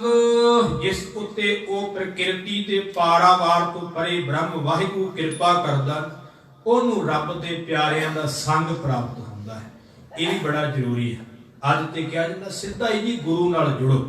ਨਹੀਂ ਗੁਰਮੁਖੋ, ਰੋਜ਼ ਹੀ ਆਪਾਂ ਅਰਦਾਸ ਕਰਦੇ, ਸਹੀ ਪਿਆਰੇ ਮੇਲ ਜਿੰਨਾ ਮਿਲਿਆ ਆਪ ਜੀ ਦਾ ਨਾਮ ਚੇਤਾਵੇ। ਇਹ ਵੀ ਜ਼ਰੂਰੀ ਹੈ, ਗੁਰੂ ਨਾਲ ਜੁੜਨਾ ਹੈ। ਸਿੱਖ ਦਾ ਕਰਮ ਕੀ ਹੈ? ਪਾਤਸ਼ਾਹ ਕਹਿੰਦੇ ਉਹ ਹਰ ਮਾਰਗ ਆਪ ਚੱਲਦਾ, ਹੋਰਨਾਂ ਨੂੰ ਹਰ ਮਾਰਗ ਪਾਏ। ਉਹ ਆਪ ਵੀ ਮਾਰਗ ਤੇ ਚੱਲਦਾ, ਹੋਰਨਾਂ ਨੂੰ ਵੀ ਚਲਾਉਂਦਾ ਹੈ। ਜ਼ਰੂਰੀ ਹੈ ਆਵੈ ਸਾਹਿਬ ਚਿਤ ਤੇਰਿਆਂ ਭਗਤਾਂ ਡਿਠਿਆਂ, ਮਨ ਕੀ ਕੱਟੀਐ ਮੈਲ ਸਾਧ ਸੰਗ ਮੁਠਿਆਂ। ਅਸੀਂ ਇਹ ਪਾਵਨ ਬਾਣੀ ਵਿੱਚੋਂ ਬਚਨ ਪੜ੍ਹਦੇ ਹਾਂ, ਜਿਨੀ ਗੁਰਮੁਖ ਨਾਮ ਸਲਾਹਿਆ, ਤਿਨਾ ਸਭ ਕੋ ਕਹੈ ਸਾਬਾਸ।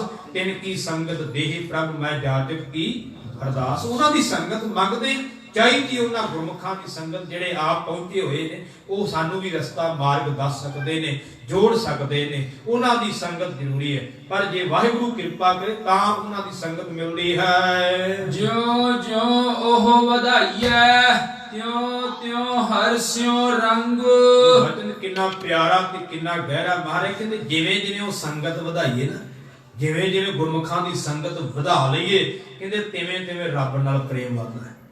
ਕਿਉਂਕਿ ਸੰਗਤ ਇੱਕ ਆਸਰਾ ਹੈ। ਸਾਧ ਸੰਗਤ ਕੈ ਆਸਰਾ ਹੈ, ਪ੍ਰਭ ਸਿਓ ਰੰਗ ਲਾਏ।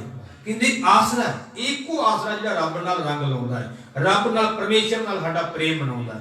ਗੁਰੂ ਕੀ ਸੰਗਤ ਦੇ ਆਸਰੇ, ਰੱਬ ਦੇ ਪਿਆਰਿਆਂ ਦੀ ਸੰਗਤ ਦੇ ਆਸਰੇ ਪ੍ਰਭੂ ਨਾਲ ਪ੍ਰੇਮ ਬਣਦਾ ਹੈ। ਜਿਵੇਂ ਜਿਵੇਂ ਉਹ ਵਧਾਵਾਂਗੇ ਤਿਵੇਂ ਤਿਵੇਂ ਰੱਬ ਨਾਲ ਪ੍ਰੇਮ ਵਧਦਾ ਹੈ। ਦੁਹਾ ਸਿਰਿਆ ਕਾ ਖਸਮ ਆਪੇ, ਅਵਰ ਨਾ ਦੂਜਾ ਥਾਓ। ਇਹ ਅਖੀਰਲੀਆਂ ਪੰਕਤੀਆਂ ਵਿੱਚ ਸਤਿਗੁਰੂ ਜੀ ਕਿਰਪਾ ਕਰਦੇ ਨੇ। ਦੋਹਾਂ ਸਿਰਿਆਂ ਦਾ, ਦੋ ਸਿਰੇ ਕਿਹੜੇ? ਇੱਕ ਰੱਬ ਦੀ ਬੰਦਗੀ ਵਾਲਾ ਤੇ ਇੱਕ ਰੱਬ ਤੋਂ ਦੂਰ ਰਹਿਣ ਵਾਲਾ। ਇਹ ਦੋਵੇਂ ਸਿਰੇ, ਇਹ ਕਹਿੰਦੇ ਇਹਨਾਂ ਦਾ ਮਾਲਕ ਆਪ ਹੀ ਹੈ। ਕਿਸੇ ਨੂੰ ਉਹ ਆਪਣੇ ਨਾਲ ਜੋੜ ਲੈਂਦਾ ਤੇ ਕਿਸੇ ਨੂੰ ਉਹ ਦੂਰ ਕਰ ਦਿੰਦਾ। ਇਹ ਖੇਡ ਉਹਦੇ ਹੱਥ ਵਿੱਚ ਸੀ, ਸਾਡੇ ਵੱਸ ਨਹੀਂ ਗਈ। ਮਹਾਰਾਜ ਕਹਿੰਦੇ ਕਿਸੇ ਨੂੰ ਆਪਣੇ ਨਾਲ ਲਾਉਣ ਵਾਲਾ ਵੀ ਉਹੀ ਹੈ ਤੇ ਆਪਣੇ ਤੋਂ ਦੂਰ ਕਰਨ ਵਾਲਾ ਵੀ ਉਹੀ ਹੈ। ਦੋਨਾਂ ਸਿਰਿਆਂ ਦਾ ਉਹ ਮਾਲਕ ਆਪ ਹੈ ਤੇ ਉਹਦੇ ਤੋਂ ਬਿਨਾ ਹੋਰ ਦੂਜਾ ਕੋਈ ਥਾਂ ਨਹੀਂ ਹੈ। ਸਤਿਗੁਰ ਤੁਠੈ ਪਾਇਆ, ਨਾਨਕ ਸੱਚਾ ਨਾਉ। ਤੇ ਸਤਿਗੁਰ ਤੁਠੈ, ਤੁਠੈ ਦਾ ਅਰਥ ਪ੍ਰਸੰਨ ਹੋਇਆ। ਜਦੋਂ ਸਤਿਗੁਰੂ ਪ੍ਰਸੰਨ ਹੋਏ ਨਾ, ਕਹਿੰਦੇ ਉਦੋਂ ਪਾਇਆ। ਕੀ ਪਾਇਆ? ਨਾਨਕ ਸੱਚਾ ਨਾਉ। ਧੰਨ ਗੁਰੂ ਅਰਜਨ ਦੇਵ ਪਾਤਸ਼ਾਹ ਫਰਮਾਉਂਦੇ ਨੇ, ਪਰਮੇਸ਼ਰ ਦਾ ਸੱਚਾ ਨਾਮ ਉਦੋਂ ਪ੍ਰਾਪਤ ਹੋਇਆ ਜਦੋਂ ਗੁਰੂ ਪ੍ਰਸੰਨ ਹੋਇਆ। ਗੁਰਮੁਖੋ, ਗੁਰੂ ਪ੍ਰਸੰਨ ਹੁੰਦਾ ਹੈ। ਸੁਰ ਨਰ ਮੁਨ ਜਨ ਅੰਮ੍ਰਿਤ ਖੋਜਦੇ, ਸੋ ਅੰਮ੍ਰਿਤ ਗੁਰ ਤੇ ਪਾਇਆ। ਉਹ ਅੰਮ੍ਰਿਤ ਗੁਰੂ ਤੋਂ ਪਾਲਿਆ, ਜਿਹਨੂੰ ਦੇਵੀ ਦੇਵਤੇ ਮਨੁੱਖ ਸਾਰੇ ਲੱਭਦੇ ਰਹੇ ਨੇ। ਪਰ ਜਦੋਂ ਅੰਮ੍ਰਿਤ ਪਾਇਆ, ਕੀ ਮਿਲਿਆ? ਪਾਇਆ ਅੰਮ੍ਰਿਤ, ਗੁਰ ਕਿਰਪਾ ਕੀਤੀ। ਜਦੋਂ ਅੰਮ੍ਰਿਤ ਪਾਇਆ ਨਾ, ਗੁਰੂ ਨੇ ਕਿਰਪਾ ਕਰ ਦਿੱਤੀ। ਕੀ ਕਿਰਪਾ ਕੀਤੀ? ਸੱਚਾ ਮਨ ਵਸਾਇਆ। ਉਹ ਸੱਚਾ ਵਾਹਿਗੁਰੂ ਮਨ ਵਿੱਚ ਵਸਾ ਦਿੱਤਾ। ਤੇ ਅਖੀਰਲੀ ਪੰਕਤੀ ਕੀ ਹੈ? ਕਹੇ ਨਾਨਕ ਜਿਸਨੂੰ ਆਪ ਤੁਠਾ, ਤੁਠਾ ਆ ਗਿਆ ਨਾ। ਫਿਰ ਤੁਠਾ ਦਾ ਅਰਥ ਖੁਸ਼ ਹੋਇਆ, ਜਿੱਤੇ ਕਿਰਪਾਲੂ ਹੋਇਆ, ਪ੍ਰਸੰਨ ਹੋਇਆ ਨਾ ਆਪ ਵਾਹਿਗੁਰੂ। ਤਿੰਨ ਅੰਮ੍ਰਿਤ ਗੁਰ ਦੇ, ਉਹਨੂੰ ਅੰਮ੍ਰਿਤ ਮਿਲਿਆ। ਹਰ ਕੋਈ ਨਹੀਂ ਅੰਮ੍ਰਿਤ ਛਕ ਸਕਦਾ। ਜੇ ਆਪਾਂ ਨੂੰ ਅੰਮ੍ਰਿਤ ਦੀ ਦਾਤ ਮਿਲੀ, ਸਮਝ ਲਓ ਗੁਰੂ ਸਾਡੇ ਤੇ ਖੁਸ਼ ਹੋਇਆ, ਉਹਨੇ ਰਹਿਮਤ ਕੀਤੀ ਹੈ। ਤੇ ਇਸ ਖੁਸ਼ੀ ਨੂੰ ਉਸੇ ਤਰ੍ਹਾਂ ਬਰਕਰਾਰ ਰੱਖੀਏ, ਕਿਤੇ ਗਵਾ ਨਾ ਪਈਏ ਉਹਦੇ ਤੋਂ ਦੂਰ ਹੋ ਕਰਕੇ। ਜਿਹੜੀ ਦਾਤ ਉਹਨੇ ਸਾਨੂੰ ਦਿੱਤੀ ਹੈ, ਕਹਿੰਦੇ ਜਦੋਂ ਉਹ ਖੁਸ਼ ਹੋਇਆ, ਉਦੋਂ ਨਾਮ ਦੀ ਪ੍ਰਾਪਤੀ ਹੋਈ। ਸਮਾਂ ਕਾਫੀ ਹੋ ਚੁੱਕਾ ਹੈ। ਸੋ ਅੱਜ ਦੇ ਪਾਵਨ ਸ਼ਬਦ ਰਾਹੀਂ ਪਾਤਸ਼ਾਹ ਜੀ ਨੇ ਨਾਮ ਦੀ ਮਹਿਮਾ ਦਰਸਾਈ ਹੈ ਕਿ ਭਾਈ ਜੇ ਨਾਮ ਨਹੀਂ ਨਾ ਜਪਦਾ ਤੇ ਜਿਹੋ ਜਿਹਾ ਮਰਜ਼ੀ ਚੰਗਾ ਸੋਹਣਾ ਜੀਵਨ ਹੋਵੇ, ਸਭ ਕੁਝ ਤੇਰੇ ਕੋਲ ਹੋਰ, ਤੇਰੇ ਕੋਲ ਕੁਝ ਵੀ ਪੱਲੇ ਨਹੀਂ। ਪਰ ਜੇ ਨਾਮ ਪੱਲੇ ਹੈ ਤੇ ਸਮਝ ਲਾ ਸਭ ਕੁਝ ਤੇਰੇ ਕੋਲ ਹੈ। ਜੇ ਨਾਮ ਨਹੀਂ ਤੇ ਕਹੋ ਕਬੀਰ ਨਿਰਧਨ ਹੈ ਸੋਈ, ਜਾ ਕੇ ਹਿਰਦੈ ਨਾਮ ਨਾ ਹੋਈ। ਜਿਹਦੇ ਹਿਰਦੇ ਵਿੱਚ ਨਾਮ ਨਹੀਂ, ਬਾਬਾ ਕਬੀਰ ਜੀ ਕਹਿੰਦੇ ਉਹ ਤੇ ਕੰਗਾਲ ਹੈ। ਆਪਾਂ ਕੰਗਾਲ ਨਹੀਂ ਬਣਨਾ। ਬਾਹਰੀ ਤੌਰ ਤੇ ਵੀ ਠੀਕ ਮਾਇਆ ਦੀ ਲੋੜ ਹੈ, ਕਮਾਓ। ਮਹਾਰਾਜ ਨੇ ਕਿਹਾ ਕਿਰਤ ਕਰੋ, ਚੰਗੀ ਕਿਰਤ ਕਰੋ, ਪਰ ਅੱਗੇ ਲੈ ਕੇ ਜਾਣ ਵਾਲੀ ਵੀ ਮਾਇਆ ਕਮਾਓ। ਉਹ ਨਾਮ ਸਿਮਰਨ ਦਾ ਅਭਿਆਸ, ਬਾਣੀ ਦਾ ਅਭਿਆਸ ਕਰੀਏ, ਤਾਂ ਗੁਰੂ ਕਿਰਪਾ ਸਦਕਾ ਸਾਨੂੰ ਪ੍ਰਾਪਤੀ ਹੋਵੇਗੀ। ਸਤਿਗੁਰੂ ਜੀ ਕਿਰਪਾ ਕਰਨ, ਸਾਨੂੰ ਨਾਮ ਦੀ ਦਾਤ ਬਖਸ਼ਣ। ਅਸੀਂ ਬਾਣੀ ਪੜ੍ਹ ਕਰਕੇ, ਸਿਮਰਨ ਕਰਕੇ, ਨਾਮ ਜਪ ਕਰਕੇ ਆਪਣਾ ਜੀਵਨ ਸਵਾਰ ਸਕੀਏ। ਸੋ ਗੁਰੂ ਕੇ ਪਿਆਰ ਵਾਲੇ ਅਖੰਡ ਕੀਰਤਨੀ ਜਥਾ ਪਹੁੰਚਿਆ ਹੋਇਆ ਹੈ, ਉਹਨਾਂ ਨੇ ਵੀ ਹਾਜ਼ਰੀ ਲਗਾਉਣੀ ਹੈ। ਅੱਜ ਰਹਿਣ ਸਬਾਈ ਕੀਰਤਨ ਦਰਬਾਰ ਹੈ। ਸੋ ਆਪਾਂ ਹੋਰ ਵੀ ਆਨੰਦ ਲੈਣਾ ਹੈ, ਕਿਉਂਕਿ ਸਾਰਾ ਸਮਾਗਮ ਆਨੰਦ ਵਾਸਤੇ ਹੈ, ਮਾਲਕ ਨਾਲ ਜੁੜਨ ਵਾਸਤੇ ਹੈ। ਇਸ ਕਰਕੇ ਵੱਧ ਤੋਂ ਵੱਧ ਆਨੰਦ ਆਪਾਂ ਲੈ ਸਕੀਏ। ਸਤਿਗੁਰੂ ਦੀ ਕਿਰਪਾ ਕਰਨ, ਉਹਨਾਂ ਗੁਰਮੁਖਾਂ ਨੇ ਹਾਜ਼ਰੀ ਭਰੀ ਹੈ ਤੇ ਆਪਾਂ ਨਾਲ ਕੀਰਤਨ ਦੀ ਹਾਜ਼ਰੀ ਭਰ ਕੇ ਨਾਮ ਸਿਮਰਨ ਅਭਿਆਸ ਕਰਕੇ ਆਪਣਾ ਜੀਵਨ ਸਵਾਰਨਾ ਹੈ। ਇਤਨੀ ਸੇਵਾ ਪ੍ਰਵਾਨ ਕਰਿਓ। ਸਮੁੱਚੀਆਂ ਸੰਗਤਾਂ ਦਾ ਬਹੁਤ ਬਹੁਤ ਧੰਨਵਾਦ। ਕੋਟਾਨ-ਕੋਟ ਧੰਨਵਾਦ। ਸਾਹਿਬ ਸ੍ਰੀ ਗੁਰੂ ਗ੍ਰੰਥ ਸਾਹਿਬ ਜੀ ਦਾ। ਭੁੱਲਾਂ ਦੀ ਖਿਮਾ ਬਖਸ਼ਿਓ। ਦੋ ਪੰਕਤੀਆਂ ਪੜ੍ਹ ਕਰਕੇ ਸਮਾਪਤੀ ਹੈ। ਦੋਹਾ ਸਿਰਿਆ ਕਾ ਖਸਮ ਆਪ, ਅਵਰੁ ਨਾ ਦੂਜਾ ਥਾਉ। ਸਤਿ ਗੁਰ ਤੁਠੈ ਪਾਇਆ, ਨਾਨਕ ਸੱਚਾ ਨਾਉ। ਵਾਹਿਗੁਰੂ ਜੀ ਕਾ ਖਾਲਸਾ, ਵਾਹਿਗੁਰੂ